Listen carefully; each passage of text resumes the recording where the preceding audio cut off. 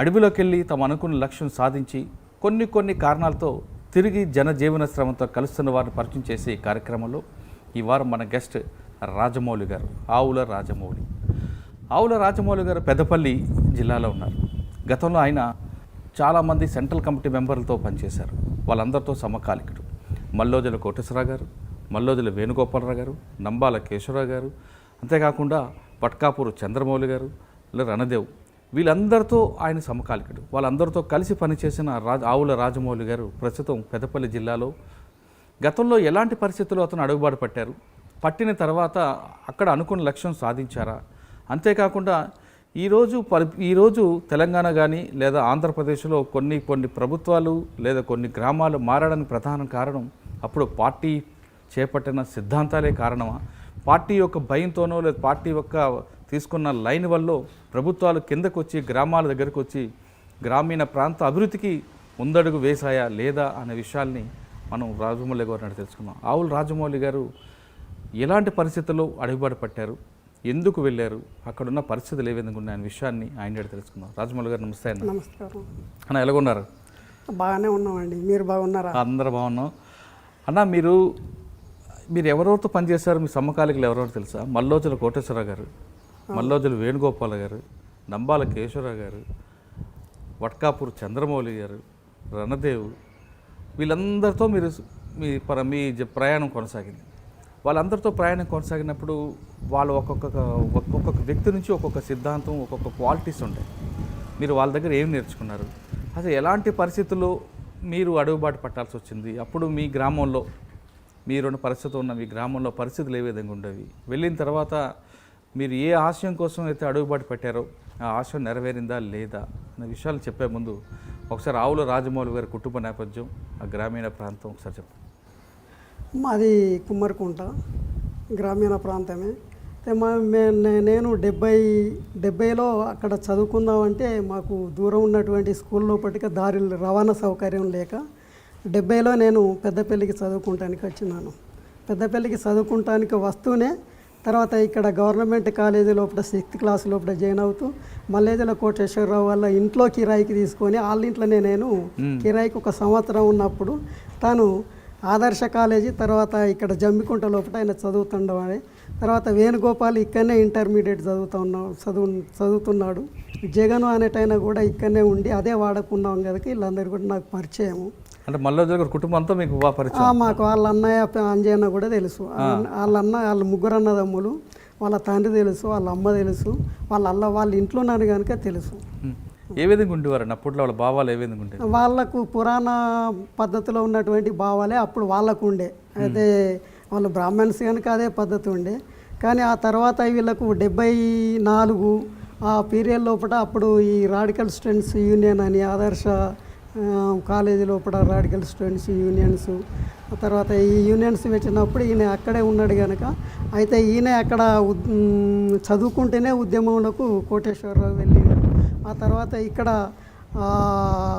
తర్వాత ఉద్యమం లోపల ఇక్కడ ఈ ఏరియాలో అంటే పెద్దపల్లి ఏరియాలో ఉన్నటువంటి భూస్వామ్య నియంతృత్వానికి కానీ, దళారుల నియంతృత్వం కానీ, తర్వాత పేదోళ్ళకు సరైనటువంటి కూలీ రేట్లు కానీ, తర్వాత ఎట్టి చాకిరి కానీ ఇవన్నీ ఉండేటి.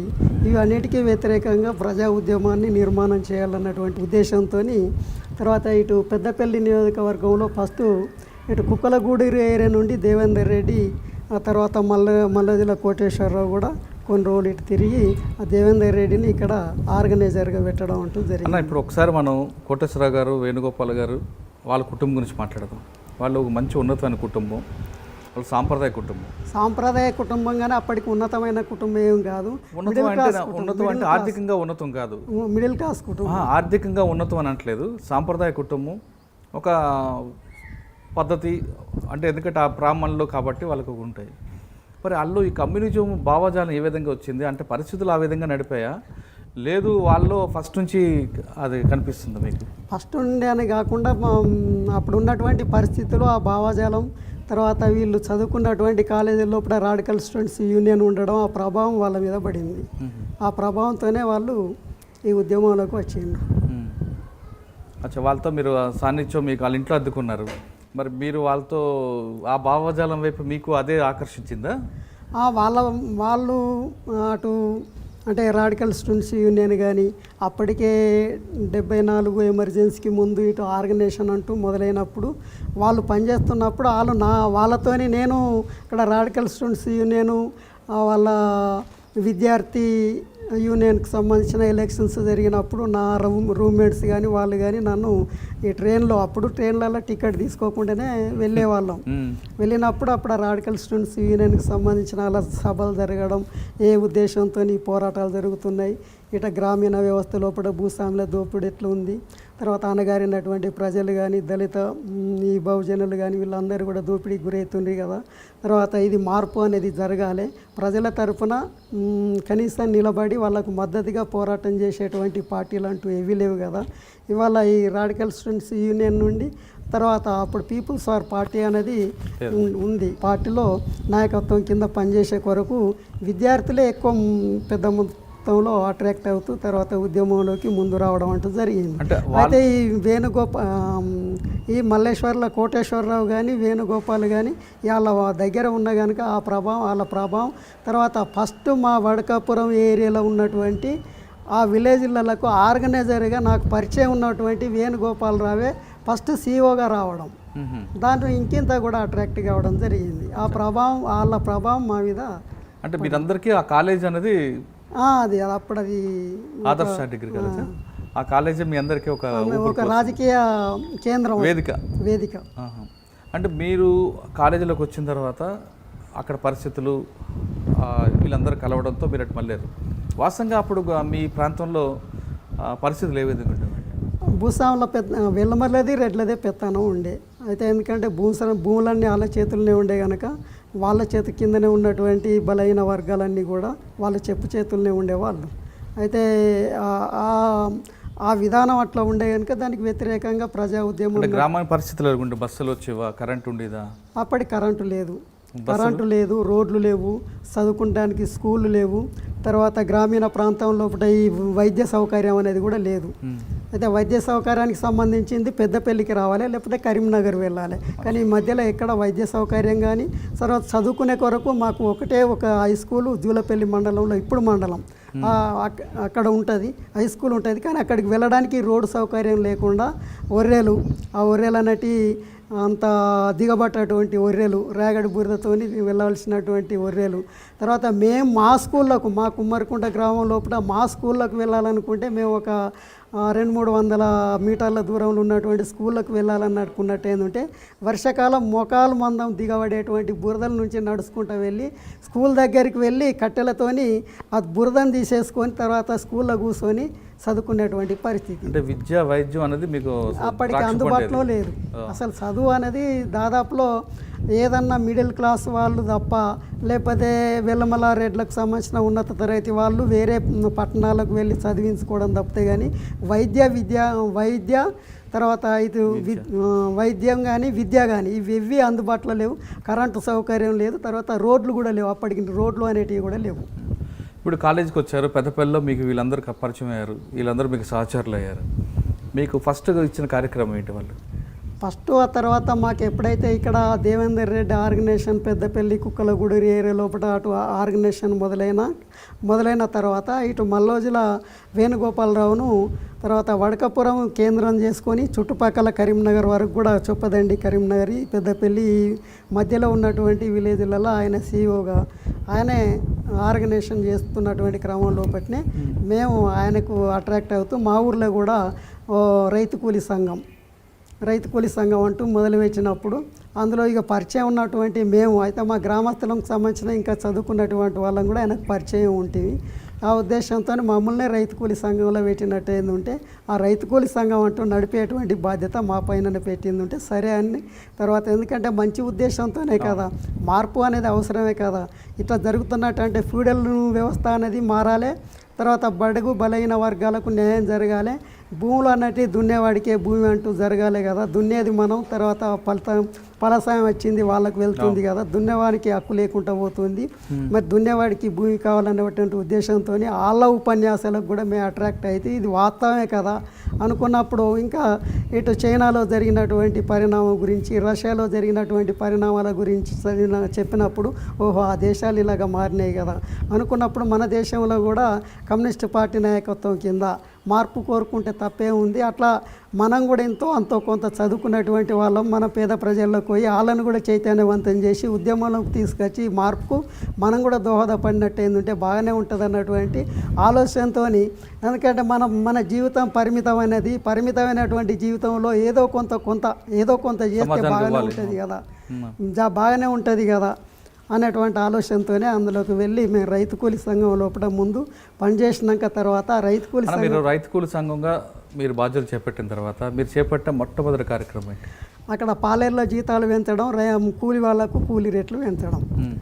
తర్వాత ఈ గ్రామంలో ఉన్నటువంటి దొరలు పెత్తందారులు పంచాయతీలు చెప్తూ డిపాజిట్ పెట్టుకుంటూ ఆ డిపాజిట్ ఇచ్చేవాళ్ళు కాదు, భార్య భర్తలకు కూడా డిపాజిట్ పెట్టుకొని ఆ పైసలు ఇచ్చేవాళ్ళు కాదు. అయితే దాన్ని వ్యతిరేకిస్తూ మేము ప్రజల తరపున వాళ్ళకు వచ్చినటువంటి సమస్యలు మేము పరిష్కరించడానికి సిద్ధమై మేము చేపట్టినట్టు ఏంటంటే అప్పుడు మమ్మల్ని మసిలించుకుంటూ వీళ్ళు ఈ రైతు కూలి సంఘం అంటే ఇక్కడ ఉన్నట్టు ఏంటంటే మా ఆగడాలు సాగాయి, మా పెత్తనం సాగదు, రైతులందరూ కానీ పేదోళ్ళందరూ కానీ వాళ్ళ మాట వింటుండ్రు, మా మాట వినే పరిస్థితి లేదు. అప్పుడు కొంత లీగల్ యాక్టివిటీస్ అనేటివి ఎక్కువ ఉండే కనుక వాళ్ళ మాట వినే పరిస్థితి లేకపోవడంతో వాళ్ళు ఏం చేసిండ్రు, పోలీసులను ఆశ్రయించిండ్రు. మా ఊర్లో ఇలాగా రైతు కూలి సంఘం పలాని వాళ్ళు పెట్టిండ్రు, వాళ్ళ నాయకత్వం లోపల వాళ్ళు నక్సలైట్లు ఏమన్నా అంటే నక్సలైట్లు, వాళ్ళకి రైతు కూలి సంఘం అనేది పక్కకు పెట్టేవాళ్ళు, నక్సలైట్లతో సంబంధాలు ఉన్నాయి అట్లా ఇట్లా అని తర్వాత వాళ్ళు ప్రచారం చేసి తర్వాత మమ్మల్ని ఏం చేసిండంటే టార్గెట్ చేసినా కూడా మేము రైతులు మాకు అటు కూలి వాళ్ళు కానీ తర్వాత ఇటు ఎస్సీలు బీసీలు వీళ్ళందరూ మాకు సపోర్ట్గా ఉన్నారు కనుక మేము చాలా రోజులే ఒక 2 సంవత్సరాల దాకా కూడా కుమ్మరికుంటలు ఉండి ఆ చుట్టుపక్కల కొత్తూరు అంటే పక్క గ్రామం కొత్తూరు కానీ తర్వాత పెద్దపూర్ కానీ జూలపల్లి మండలం కానీ వడకపూర్ కానీ చుట్టుపక్కల నేను రైతు కూలి సంఘంలో ఉంటూనే ఆయన ఏం చేసిండు, ఉద్యమంలో ఉన్నారు కదా మీరు కొంత ఈ చుట్టుపక్కల వాళ్ళని నీకు బాగా తెలుసు కదా వీళ్ళని కూడా ఆర్గనైజేషన్ చేసే కొరకు వెళ్ళు అన్నట్టు ఏంటంటే మేము వెళ్ళి అక్కడ ఉన్నటువంటి భూస్వాములకు వ్యతిరేకంగా కూడా వాళ్ళు భూములు వాళ్ళ పేరు మీద ఉన్నటువంటి అంటే కొందరి వాళ్ళు దున్నుకోవడం, వాళ్ళు కబ్జాలు ఉంటారు. ఇప్పుడు కబ్జా కాలం ఉన్న తర్వాత అనుభవదారు కాలం తీసేసి కేసీఆర్ డైరెక్ట్ పట్టా కాలం ఇచ్చిండు. అప్పుడు అనుభవదారు కాలం ఉండే, తర్వాత ఈ కబ్జాదారు కాలం ఉండే. అయితే అప్పటి పటవాళ్ళు ఈ ఉద్యమానికి భయపడి ఎవరైతే పనిచేసిన వాళ్ళని కబ్జా కాలంలో రాత్తురు, అనుభవదారు కాలంలో రాత్తురు. ఆ తర్వాత ఏం చేసినామంటే వీళ్ళు ఊళ్ళ నుంచి భూస్వాములు వెళ్ళిపోయినాక తర్వాత ఎవరైతే కబ్జాలు ఉన్నారో మీరే దున్నుకోండి అంటే అట్లా దున్నుకున్నారు. అంటే మీరు గ్రామంలో ఈ కార్యక్రమం చేపట్టడం, మీకు మీద నక్సలైట్ల ముద్ర వేయడంతో పోలీసుల యొక్క ఒత్తిడి ఏ విధంగా ఉంటుంది? ప్రతిరోజు రాత్రి వచ్చి దాడులు చేయడం, మా తల్లిదండ్రులను పట్టుకొని వెళ్ళడం. ఆ తర్వాత 84, 85 ఆ పీరియడ్ లోపల దేవేందర్ రెడ్డి ఎన్కౌంటర్ కావడం.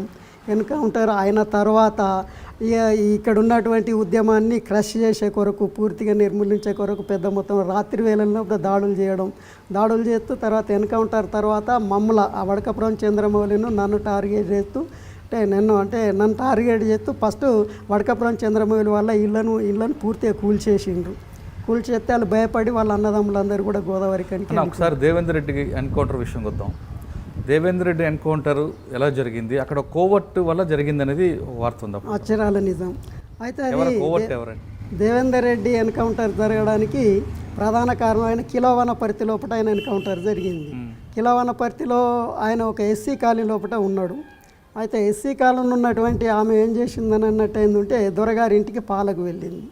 ఆయన ఛాయ్ కోసం పాలకు వెళ్ళినట్టు ఏంటంటే ఎవరికి ఈ పాలు ఏంటి అని తెలుసుకున్నాక అక్కడ వెల్మలే ఆయన పేరు సంథింగ్ ఇప్పుడు ఎందుకు కానీ అయితే వాళ్ళు ప్రకాష్ రెడ్డి వారికి ఇన్ఫర్మేషన్ ఇచ్చారు. ఎస్ఐ ప్రకాష్ రెడ్డికి ఇన్ఫర్మేషన్ ఇచ్చినట్టు ఏంటంటే వాళ్ళు సివిల్ డ్రెస్సులో అప్పుడు ఇవి కెనాల్స్ నడుతూ ఉండే. అయితే కెనాల్ వల్ల జీబు సివిల్ డ్రెస్ వేసుకొని తర్వాత కెనాల్ వాళ్ళది, తర్వాత ఇది అవి దీన్ని ఏమంటారు దుర్బినా ఏమని చూసేది, అది ఆ జీబులో పెట్టుకొని, దుర్బినే అంటాం తెలుగు, అది ఆ జీబులో పెట్టుకొని కెనాల్ వాళ్ళు వచ్చినట్టుగా తర్వాత ఆ సివిల్ డ్రెస్సులలో లోపల కూర్చొని రావడంతో జరిగింది. ఈయన చక్కగా వాళ్ళు ఏ ప్లేస్ అయితే వాళ్ళకి ఏంటంటే ఐడెంటిఫై, వీళ్ళు వెళ్ళడంతోనే ఆ గుడిసె దగ్గర ఉన్నటువంటి వాళ్ళందరూ ఏంటంటే అన్న పోలీసు వాళ్ళు వస్తుందని పరిగెట్టిండ్రు అట్నే పరిగెడితే అదే గుడిసె లోపల ఎన్కౌంటర్ రెడ్డి ఉన్నాడు అనుకుంటే ఎన్కౌంటర్ ఉన్నప్పుడు ఆయన అనారోగ్యంతో ఉన్నాడు. అయితే ఆయన దగ్గర అప్పుడు అంటే ఆధునిక వేపన్లు అంటూ ఏం లేవు. తర్వాత నాటు వేపను ఇది తపంచ అనేది ఉండే, ఆ తపంచ పట్టుకొని చెద్దరు కప్పుకొని కొంత దూరం పరిగెట్టినాక తర్వాత ఆయన దగ్గరికి పోకుంటేనే ఈయనే దేవేందర్ రెడ్డి అని ఫైర్ చేసినాం. ఇట్లా జరిగింది. మీరు చెప్పింది బైనాక్యులర్ ఇది జరిగింది. పట్టుకుని వచ్చి అంటే కెనాల్ పనిచేసిన ఆ రూపంలో వచ్చారు, ఎన్కౌంటర్ చేశారు. ఆ దేవేందర్ రెడ్డి గారు ఎన్కౌంటర్ తర్వాత ఎన్కౌంటర్కి ఎవరైతే సహకరించారో ఆ కోవట్ని అప్పుడు మీరు అయితే అది పీపుల్స్ వార్ పార్టీ ఎవరైతే ఎన్కౌంటర్ చేసిండో తర్వాత ప్రజల నుండి ఎంక్వైరీ చేసి పీపుల్స్ వార్ పార్టీ ఆ తర్వాత ఏంటిది ఎట్లా జరిగింది ఏంటిది అన్నదాన్ని పూర్తి వివరాలు తెలుసుకున్నాక ఆయన ఎవరైతే ఇన్ఫార్మర్గా ఉన్నాడో ఇన్ఫార్మర్ను ప్లస్ ఆ ఇన్ఫర్మేషన్ ఇచ్చిన ఆయనను కూడా తర్వాత ప్రజాకోర్టులో శిక్షించుంటున్నారు. దానికి ప్రతిఫలంగా మీ ఇంటి మీద కూడా దాడులు చేసి మీ ఇల్లుని పూర్తిగా ధ్వంసం చేశారని తెలుస్తుంది, వాస్తవం అనేది? అవును, మా ఇల్లును కూడా ధ్వంసం చేసిండ్రు. చంద్రమౌళి ఉన్నాడు అన్నది నుంచి చంద్రమౌళి ఇల్లును కూడా ధ్వంసం చేసిండ్రు. మా ఇల్లును ధ్వంసం చేయడమే కాకుండా మా వ్యవసాయ పరికరాలు, ఉప్పులు, పప్పులు అన్నీ కూడా కలిపేసి మా నాన్నను పోలీస్ స్టేషన్కి తీసుకుపోయి చిత్రహింసలు పెట్టడం అనేక సార్లు కూడా తీసుకువెళ్ళినాక తర్వాత మా అన్నదమ్ములు కూడా భయపడి గోదావరి కనికి వెళ్ళిపోయిండ్రు. వెళ్ళిపోయినాక 83 లోపల వాళ్ళకు ఎవరు ఎక్కువ పరిగెట్టింది వాళ్ళకు సింగరేన్ల పనులు ఇస్తామని అన్నట్టు ఏంటంటే వాళ్ళు అక్కడ పరిగెట్టి వాళ్ళు ఇద్దరు అన్నదమ్ములు అక్కడ సెటిల్ అయ్యిండ్రు. అంటే మీ కొమ్మరగుంట గ్రామంలో ఎవరైతే ఇన్ఫార్మర్ పేరు మీద ఉన్నారో ప్రజాకోర్టులో శిక్షించిన తర్వాత మీ ఇంట్లో ధ్వంసం చేయడం, మీ వ్యవసాయ భూములు, మీకు సంబంధించిన పనిముట్లు పూర్తిగా ధ్వంసం చేసిన తర్వాత మీ కుటుంబం చిన్న భిన్నం అయిపోయింది. మీ నాన్నగారు పోలీస్ స్టేషన్కి వెళ్ళారు. అప్పుడే ఆవుల రాజమౌళి అండర్ గ్రౌండ్కి వెళ్ళారు. ఎందుకు? అయితే ఇక్కడ ఉన్నటువంటి అప్పటికి ఎన్కౌంటర్లు అవుతున్న ఒకటి, తర్వాత ఇక్కడ ఉన్నటువంటి నిర్బంధ పీరియడ్ లోపల పార్టీ ఒక ఆలోచన చేసింది. పార్టీ ఏంటంటే ఇక్కడ ఉన్నటువంటి తెలంగాణ ప్రాంతంలో ఉన్నటువంటి క్యాడర్ను కాపాడుకోవాలని అనుకున్నట్టు ఏంటంటే మనం అడవి ఉద్యమం నిర్మాణం చేయాలి, దళాల నిర్మాణం కూడా చేయాల్సినటువంటి అవసరం ఉంది. వీళ్ళందరినీ కూడా అక్కడికి పంపాలని ఇటు రాష్ట్ర కమిటీ ఒక చర్చ లోపల ఇది ఒక నిర్ణయానికి వచ్చి ఏదైతే మిలిటెంట్గా ఉన్నటువంటి ఎవరైతే పోలీసు దృష్టిలో పడినటువంటి వాళ్ళని అందరినీ కూడా ఫారెస్ట్కు పంపించాలన్నటువంటి ఉద్దేశంతో మాకు విజయవాడ లోపల క్లాసులు పెట్టిండ్రు. విజయవాడలో క్లాసులు పెట్టినట్టు ఏంటంటే అప్పటికి 2, 3, 4 క్లాసులు పెట్టిండ్రు. నేను 3వ క్లాస్కో 4వ క్లాస్కో అటెండ్ అయినప్పుడు అక్కడ క్లాసులు ఏదో సంథింగ్ జరుగుతుందని విజయవాడ ఉన్నటువంటి పోలీసులు రాత్రిపూట ఆ డెన్ మీద దాడి చేసినప్పుడు అందులో నేను కూడా అరెస్ట్ అయినాను. నన్ను అరెస్ట్ చేసిండ్రు. అరెస్ట్ చేసిన తర్వాత ఇక్కడ ఉన్నటువంటి పెద్దపల్లి నుండి పోలీసులు కూడా వచ్చిండ్రు, ఎంక్వైరీ చేసిండ్రు. ఈయన కూడా ఇక మాకు కూడా అంటే ప్రభుత్వ దృష్టిలో పడినటువంటి వాళ్ళే ఈయన ఇన్ఫార్టీ అన్నటువంటి ఇది చెప్పడంతోనే కృష్ణా డిస్టిక్లో కొన్ని కేసులు పెట్టి తర్వాత కృష్ణా డిస్టిక్ జైల్లో ఉంచిండు, సబ్ జైల్లో అప్పటికి 18 మంది అరెస్ట్ అయినాం. అప్పటికే ఇది బీటల వారిన కొండపల్లి పీపుల్స్ వార్ వర్గం అనేది పేపర్లో పొద్దు అనౌన్స్ అన్నట్టు. ఒక 10-20 నిమిషాలు ఇట్లా లేట్ చేసింది. అప్పుడు ముప్పాళ్ళ లక్ష్మణరావు కూడా దొరికేవాడు. అంటే క్లాసులు చెప్పే కొరకు ఆయన కూడా వస్తున్నాడు అన్నట్టు. ఆయన చూసుకుంటా మామూలుగా సివిల్గా వెళ్ళిపోయిన నుంచి తర్వాత ఇన్ఫర్మేషన్ అన్నట్టు. అంటే అరెస్ట్కి ముందు ఇక అక్కడ నుండి తర్వాత మమ్మల్ని రాజమండ్రి జైల్లో పెట్టిండు. ఇక్కడ మేము 18 మంది ఉన్నాం కదా, మేము 18 మందికి ఆ డైట్ కానీ ఆ తిండి కానీ తర్వాత ఖైదీలను చూసే పద్ధతి కానీ ఇది పద్ధతి ఎట్లయితుంది మీ మాన్యువల్ ప్రకారం తర్వాత వీళ్ళకు ఈ పద్ధతి లోపల ఉంచకూడదు కదా, ఇది ఎట్లా పద్ధతి అని జైలర్ని అడిగినట్టు ఏంటంటే వీళ్ళతో నాకు ఈ తలనొప్పి అన్నది నుంచి వీళ్ళు రాజమండ్రి జైలుకు పంపించారు. రాజమండ్రి జైలుకు పంపినాక మా సేమ్ పరిస్థితి అది. మమ్మల్ని ప్రత్యేకంగా ఏదో కొత్త వ్యక్తులను చూసినట్టుగా ప్రత్యేకమైనటువంటి ఒక సెల్లో బ్యారెక్లో పడేసి వేసినట్టు అయిందంటే మేము మరి ఇట్లున్నట్టు అయిందంటే మన పరిస్థితి బాగలేదు, డైట్ లేదు, మనల్ని కనీసం గౌరవించేటువంటి పద్ధతి లేదు, సౌకర్యాలు బాగలేదు అన్నది నుంచి మేము అందరం నిర్ణయించుకొని ఇక అందులో ఏం చేసినామన్నట్టు ఏంటంటే అప్పటికి వరంగల్ లోపల ఆయన ఐలాండ్ అరెస్ట్ అయ్యిండు. ఆడ district committee secretary RC member. అయితే ఆయన అరెస్ట్ అయినాక ఆయనను కూడా రాజమండ్రి జైలుకే పంపిండ్రు. అందరం సమావేశమైనాక మనకు కావాల్సినటువంటి మనకు కావాలి ఎవరైతే నక్సలైట్లు అనేటోళ్ళు అరెస్ట్ అయినట్టు ఏంటంటే మా బ్యారెక్నే అందరిని పంపాలి. కొందరిని అక్కడ కొంతమందిని వేరే ఖైదీల వల్ల వాళ్ళ ఉంచేవాళ్ళు. అట్లా ఉంచుడు సరైన పద్ధతి కాదు. మా బ్యారక్లో అందరినీ మాకే ఉంచాలి. మాకు డైట్కి తిండికి సంబంధించిన స్పెషలిటీస్ మాకు కల్పించాలి. మాకు వార్తాపత్రికలు కావాలి, మాకు రేడియో వార్తలు వినే కొరకు కావాలి, మాకు చదువుకునే కొరకు ఒక టీచర్ కావాలి, మాకు ఇవన్నీ కావాలని వైద్య సౌకర్యం కావాలని డిమాండ్ చేస్తూ అమర నిరాహార దీక్ష వచ్చినాం. జైల్లోనే అమర నిరాహార దీక్ష వస్తే వేమనూరు మల్లేశం 16 రోజులు అమర నిరాహార దీక్ష పట్టిండు. తర్వాత నేను ఒక 8 రోజులు అమర నిరాహార దీక్ష 8 రోజులు ఇట్లా సీరియల్గా రోజు ఇద్దరం జైలు నిబంధనల ప్రకారం దీక్ష చేయకూడదు కదా.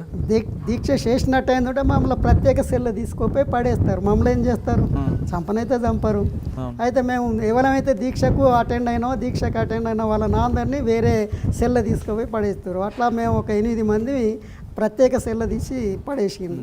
అయితే ఈయన ముందు దీక్ష కూర్చున్న వాళ్ళు 16 రోజులు ఏంటంటే కొన్ని నీరసపడినట్టు ఏంటంటే వాళ్ళను బలవంతంగా సిలైన్ ఎక్కించే కొరకు హాస్పిటల్కి తీసుకపోతే ఆయన సిలైన్ మొత్తం గుంజి పడేసిండు. ఎక్కించుకోకపోతే ఆయన జైల్లో డిఐజీ వచ్చి ఏంటో మీ పరిస్థితి ఏంది, మీరు ఏమనుకుంటున్నారంటే మా పరిస్థితికి ఇది, మా డైట్ మాకు కావాలి, మాకు ఇచ్చేదే ఇవ్వండి, ఒక మనిషికి ఎంత ఇస్తారో అంతే ఇవ్వండి, మాకు రైస్ ఎంత ఇస్తారు, పప్పులు ఎంత ఇస్తారు, ఉప్పు ఎంత ఇస్తారు, టీ పౌడర్ ఎంత ఇస్తారు, పాలు ఎంత ఇస్తారు, అదొకటి మాకు ఇచ్చేయండి, మేము ప్రత్యేకమైనటువంటి వంట చేసుకుంటాం. అదొక డిమాండ్. ఇంకోటి వార్తాపత్రికలు అనేటివి రావాలి ఒకటి. తర్వాత రేడియో అనేది మాకు వార్తలు వినే కొరకు అందుబాటులో ఉండాలి. వార్తాపత్రిక ఇత్తు తర్వాత దాన్ని మీరు సెన్సార్ చేయొద్దు, అంటే కొట్టేసుకుంటూ రాయద్దు. బయట ప్రపంచం అంతా తెలిసినాక మాకు లోపలికైతే చదివితే మేమన్నా మిమ్మల్ని కొట్టేటోళ్ళమా తిట్టేటోళ్ళమా, చదువుకునేటోళ్ళం అంతే తప్పితే కానీ ఏదో సెన్సార్ పెట్టి గీకినంత మాత్రాన ఏమైతే చెప్పండి ఇది ఎక్కడి పద్ధతి అన్నట్టు ఏంటంటే ఆయన అజయ్ గారు సుబ్బారెడ్డి ఏదో ఉండే ఆయన నిజమేనా సరే అన్నాడు. తర్వాత లైబ్రరీ కావాలన్నాం. తర్వాత ఇవన్నీ కావాలి. తర్వాత వైద్య సౌకర్యం కూడా కావాలి. తర్వాత మేము చదువుకుంటాం. మా దాంట్లో చదువు రాని వాళ్ళు కూడా 7, 6, 7, 9 చదువుకున్న వాళ్ళు కూడా ఉన్నారు. మాకు ఒక టీచర్ని కూడా అపాయింట్ చేసి పంపించాలన్నట్టు ఏంటంటే అన్ని డిమాండ్లకు ఆయన ఒప్పుకున్నాడు. ఒక్కొక్కటి ఇచ్చేయండు. అయితే మేము అందరూ దాదాపు నేను 9-11 నెలల దాకా అందులోనే ఉన్నాను రాజమండ్రి జైల్లోనే. ఎవరన్నా విడుదలైనట్టు ఏంటంటే మాకు బెయిలు ఇవాళ వచ్చిందనుకోండి, ఇవాళ మాకు ఇన్ఫర్మేషన్ ఇవ్వరు, తెల్లారినాక ఇన్ఫర్మేషన్ ఇస్తారు. అంటే ఈయన ఎక్కడైనా కరీంనగర్ డిస్టిక్ సంబంధించిన పోలీసులకి ఇన్ఫర్మేషన్ ఇవ్వడం, పలానైనా విడుదలవుతుండు రేపు అని వాళ్ళకి చెప్పినాక తర్వాతనే ఏ జిల్లా అయినా కూడా వరంగల్ వాళ్ళు కానీ, తర్వాత ఇటు కరీంనగర్ వాళ్ళు కానీ, తర్వాత నిజామాబాద్ వాళ్ళు కానీ, మాకు అప్పుడు కరీంనగర్ వరంగల్ వాళ్ళే మేము పెద్ద మొత్తంలో అరెస్ట్ అయినాం. అయితే వాళ్ళకు ముందే ఇన్ఫర్మేషన్ బయటికి వెళ్ళడంతోనే మాకు ఇన్ఫర్మేషన్ దాదాపు మేము మా యాక్టివిటీస్ చూసి మేము పొలిటికల్గా అందులో మాట్లాడుకునే దాని గురించి చూసి ఇవన్నీ చూసి అందులో జైలు వార్డర్స్ ఉంటారు కదా, బాగా ఇన్ఫ్లుయెన్స్ అంటే వాళ్ళ మంచి మాకు అభిమానంగా ఫేవర్గా ఉండేవాళ్ళు ఉన్నట్టు. సరే మీరు చేసేది అన్న మంచిదైతే గవర్నమెంట్ మీద మీరు గెలవగలుగుతారా, మీరు చేసే ఉద్యమం కరెక్టే మంచిదే, మేము మీ ఖైదుల తీరే మేము ఇల్లు ఉండడం జైలు వార్డర్లు అని పేరు కానీ జైలర్స్ కూడా అలాగనే అన్నారు అంటూ ఆయన చేస్తే బయట ఉన్నటువంటి సమాచారం ఏమన్నా ఉన్నట్టు ఏంటంటే గిట్లా జరుగుతుంది అన్నది నుంచి చెప్పేవాళ్ళు అన్నట్టు. అయితే మాకు బయట నుండి వాళ్ళ సహకారం కూడా ఉండే, వాళ్ళు మనల్ని వ్యతిరేకించే వాళ్ళు కాదు. ఆ డిమాండ్తో ఇంకొక డిమాండ్ కూడా వేసినాం. ఎవరైందంటే మాకు జైల్లో ఉన్నటువంటి ఖైదీలో అంటే నక్సలైట్ ఖైదీలో ఉన్నాం కదా, కోర్టుకు మాకు టైం ప్రకారం హాజరుపరచాలి. మేము ఇందులో ఉన్నట్టు ఏంటంటే అసలు మేము ఎక్కడున్నామన్న దాని నుంచి మా వాళ్ళకి అక్కడ తెలవడం లేదు. కరీంనగర్ ఎక్కడుంది, వరంగల్ ఎక్కడుంది, రాజమండ్రి ఎక్కడుంది. మాకు ఎప్పుడైతే మేము ఏ కోర్టు ఎప్పుడైతే మాకు డేట్ పెడుతుందో ఆ డేట్ ప్రకారం కూడా మమ్మల్ని పంపించాలన్నది డిమాండ్లో అదో భాగం అన్నట్టు. ఇక దాన్ని దృష్టిలో పెట్టుకొని వెంటనే ఇక మమ్మల్ని వాళ్ళు తీసుకుపోయి హాజరుపరిచింది ఉంటే వీళ్ళు రాజమండ్రి జైల్లో ఉన్నారు, ఎన్ని కేసులు ఉన్నాయి, ఎక్కడెక్కడ కేసులు ఉన్నాయి. ఎప్పుడు బెయిల్ వచ్చింది మరి? నాకు 11 నెలల తర్వాత కృష్ణా డిస్టిక్లో ఏమే కొండపల్లి సీతారామయ్య భార్య అన్నపూర్ణ పేరేమో ఉంది, ఆమె బెయిల్ ఇప్పించింది అక్కడి మటుకు. తర్వాత ఇక్కడ మా నాన్నగారే జగన్నాథ్ వడి తర్వాత జైలుకి వెళ్ళక ముందు మీ సహచరులందరూ ఉన్నారు, వేణుగోపాల్ గారు, కోటేశ్వరరావు గారు, వీళ్ళందరితో సంబంధాలు ఉన్నాయి, కట్ అయిపోయి అప్పటికి. అంటే మాకు జైల్లో ఉన్న వాళ్ళకి సంబంధాలు ఎటుంటాయి జైలుకి వెళ్ళక ముందు తర్వాత వీళ్ళు వేణుగోపాలు మా దగ్గర నుండి తర్వాత ఇటు ఈ గోదావరి ఈ పక్క ఈ మంతిని మాదేపూరు ఈ స్కాల్లోకి వెళ్ళిపోయాడు. కోటేశ్వరరావు తర్వాత ఈ రాష్ట్ర కమిటీ సెక్రటరీ కదా, రాష్ట్ర కమిటీ సెక్రటరీ నంబాల కేశవరావు మాకు ఇక్కడ పరిచయం కాదు. నన్ను ఎప్పుడైతే నేను బయటికి వెళ్ళినాక చంద్రమౌళి మేము ఒకటే వడకపురం కుమ్మరికుంట పక్క విలేజ్. మీతో పాటు ఆయన కూడా జైల్లో ఉన్నారు. ఆయన అరెస్ట్ కాలేదు. విజయవాడకు ఆయన ఫస్ట్ క్లాస్కి అయినా వెళ్ళి వచ్చిండు, సెకండ్ క్లాస్కి నేను వెళ్ళినాను. ఫస్ట్ క్లాస్ సెకండ్ క్లాస్ వాళ్ళు వెళ్ళి వచ్చిన తర్వాత మూడో క్లాస్కి నేను వెళ్ళినప్పుడు అక్కడ వాళ్ళకి సమాచారం చేయడం తెలియడంతోనే దాడి చేసి అప్పుడు కొంచెం లేట్ అయి ఉంటే మళ్ళీ కోటేశ్వర గారు కూడా దొరికేవారు. లేదు, ఈయన ముప్పాల లక్ష్మణరావు గారు ఆయన దొరకవాడు అన్నట్టు. అయితే అది అప్పటికి ఆయన వీళ్ళు ఎవరు అరెస్ట్ కాలేదు.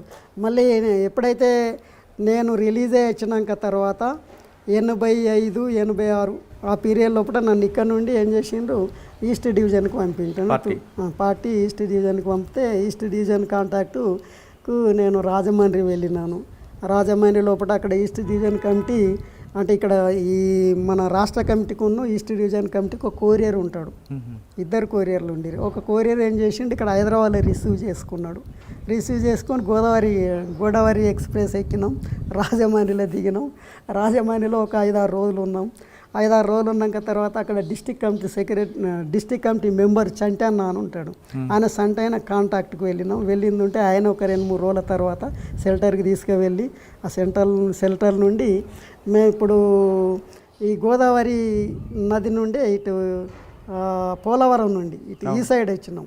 పోలవరం కింద అప్పుడు గోదావరి పారుతూ ఉంటే ఆ జాలార్లకు నౌకలు ఉంటాయి కదా, చిన్న బోట్స్, ఆ బోట్ల నుండి దాటి ఇటు నుండి ఇటు తూర్పుగోదావరి మారేడుమిల్లి నుండి తర్వాత విశాఖ ఏజెన్సీ వరకు కూడా నడుచుకుంటూనే వెళ్ళాను.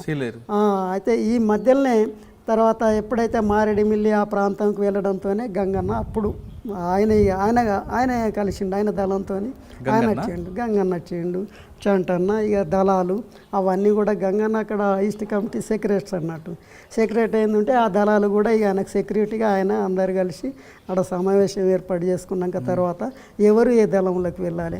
ఆ తర్వాత నేను వెళ్ళేటప్పటికే వడకర్పు చంద్రమౌళి కూడా ఆ దళాలలో కలిసి ఉన్నాడు. నాకన్నా ఒక 10-20 రోజుల ముందు ఆయన వెళ్ళిపోయాడు. ఇక అక్కడ మళ్ళీ సేమ్ ఇద్దరం ఇక్కడ కూడా ఒకటే బ్యాచ్గా పనిచేసినాం. అక్కడికి వెళ్ళినాక కూడా ఆయన ఎల్లవరం దళం లోపల ఆయన ఉన్నాడు, తర్వాత కోరుకొండ దళం లోపల నేనున్నాను. అందులో ఫస్ట్ నా ప్రవేశం అంతా ఇది ఎల్లవరం నుండి, ఆ తర్వాత తాండవ దళం నుండి కోరుకొండ దళం లోపల ఆయన రంగన్న అని అప్పుడు దళ కమాండర్గా ఉండేదానికి. ఆ తర్వాత కొన్ని రోజులు నేను దళ సభ్యుడిగా ఉన్నాను. ఆ తర్వాత సెల్ సభ్యుడిగా తీసుకున్నారు. సెల్లులో ఉన్నాక తర్వాత నాకు బాధ్యత అప్పచెప్పిండు. ఏం బాధ్యత, చదువు రాని వాళ్ళకు చదువు చెప్పాలి, చదువు రాని వాళ్ళకు చదువు చెప్పాలి, దళాలను కూడా చదువు చెప్పాలి కదా, చదువు చెప్పాలి. తర్వాత పొలిటికల్ క్లాసులు, ఇప్పుడు ఉన్నటువంటి మన పార్టీ పరిస్థితి ఏంది, ఈ పరిస్థితుల్లో మనం ఉద్యమం ఎందుకు చేస్తున్నాము, ఉద్యమం అవసరం ఏంటిది అన్న నుంచి చెప్పాలి. ఆయన కన్నా కొద్దిగా నన్ను మెరుగ్గా చూసేవాళ్ళు అన్నట్టు అట్నే ఉంటే. అయితే ఆ క్లాసులు చెప్పడం. ఇంకొకటి ఏంటిదంటే మెడికల్ కిట్ కూడా, అంటే ఇక అనారోగ్యం మెడికల్ కిట్, చదువు, తర్వాత పొలిటికల్ క్లాసెస్కి సంబంధించింది నాకు బాధ్యత అప్పచెప్పింది ఉంటే ఆ బాధ్యత ఒక 5-6 నెలలు. తర్వాత మాకు ఈ దండకారణ్యంలో బస్తర్లో 13వ రాష్ట్ర కమిటీ కాన్ఫరెన్స్ పెట్టిండ్రు. ఆ కాన్ఫరెన్స్కు నన్ను కూడా డెలిగేట్గా పంపించినప్పుడు గంగన్న, నేను, చంద్రమౌళి, ఇంకొక 10-15 మంది దాకా వెళ్ళిన. అప్పుడు ఎర్రన్న అంటే ఆయన పేరు ఏదో ఉండే, ఆయన కేంద్ర కమిటీ సభ్యుడిగా ఉండే, ఆయన కూడా వచ్చిండు. తర్వాత ఇంకోళ్ళు అప్పుడు మావోయిస్ట్ పార్టీ ఉండే బీహార్ నుండి, బీహార్ సెక్రటరీ కిషన్జీ వచ్చిండు. వాళ్ళ పార్టీ సభ్యుడు రాజు యాదవ్, ఆయన కూడా వచ్చిండు. వీళ్ళందరం కలిసి ఒక 1 నెల రోజులు దండకారణ్యం లోపల కంటిన్యూగా రోజు నడుచుకుంటూ ఆ చివరికి చేరుకున్నాం. అంటే ఇటు దళాలను కలుసుకుంటూ గిరిజనులను కలుసుకుంటూ వాళ్ళ బతుకు పరిస్థితి ఏంది, ఉద్యమ పరిస్థితి ఏంది, తర్వాత ఇక్కడ ఉన్నటువంటి పరిస్థితుల లోపల ఉద్యమం అంటే మనకు జనం సహకరించేది ప్రభుత్వం. అప్పటికి అబూస్మడ్గడ్ ఏరియాలకు మేము వెళ్ళినప్పటికీ వాళ్ళకి గవర్నమెంట్ అంటే ఏంటిదో తెలియదు. వాస్తవానికి వాళ్ళ గవర్నమెంట్ ఇక్కడ అసలు స్వతంత్ర భారతదేశం అంటూ 1947 ఆ ఆగస్టు లోపల వచ్చినటువంటి స్వాతంత్రం గురించి కానీ ఇక్కడ ఒక ప్రభుత్వం ఉంది అన్నదాని నుంచి వాళ్ళకి ఎవరికీ తెలియదు. ఫారెస్ట్ వాళ్ళకి వాళ్ళకి గవర్నమెంట్ సర్కారు, ఫారెస్ట్ వాళ్ళు కలిసింది ఉంటే సర్కారు వాళ్ళకి చిన్న అన్నట్టు. అయితే ఆ పై వరకు కూడా వెళ్ళిపోరు వాళ్ళు. వారం వరకు సంతలు అంటే అంగాళ్ళకు వారం వరకు అడవిలో ఉన్నటువంటి సీకాయ కానీ చింతపండు కానీ కరకాయ కానీ ఇతరటువంటి అడవి మూలికలన్నీ కూడా కిందికి తీసుకుపోయి అమ్ముకుంటూ వీళ్ళకి అవసరం ఉన్నటువంటి సరుకులన్నీ కూడా తీసుకొస్తాను. మీకు పార్టీ బాధ్యత ఇచ్చింది, క్లాసులు చెప్పడం, పొలిటికల్ క్లాసులు, చదువురాని వాళ్ళు చదువు చెప్పడం, వైద్యం అని కూడా అవన్నీ మీరు పూర్తిగా నెరవేర్చారు అక్కడ? నా మేరకు నేను బాధ్యతాయుతంగానే పనిచేసేవాడిని. నా మేరకు, ఎందుకంటే మనం వచ్చింది అదే పని కదా, మనకి ఇంకా వేరే పని ఏమి లేదు. ఈ కాలక్రమంలో ఎప్పుడైనా దాడులు ప్రతి దాడులు జరిగాయి అక్కడ? అయితే ఆ కార్యక్రమంలో అప్పటికి ఒక 6 నెలలు ఉన్న తర్వాత పోలీస్ రిప్రెషన్ ఉన్నా కూడా దళాలకు జనం నుండి బాగా సహకారం ఉండేది. అయితే ఆ తర్వాత మేము క్లాసులకు వెళ్ళి వచ్చినాక తర్వాత ఏం చేసిండన్నట్టు ఏంటంటే రంగన్నకు డివిజన్ కమిటీ సభ్యుడిగా బాధ్యత ఇస్తూ నన్ను దళ కమాండర్గా చేసిండ్రు.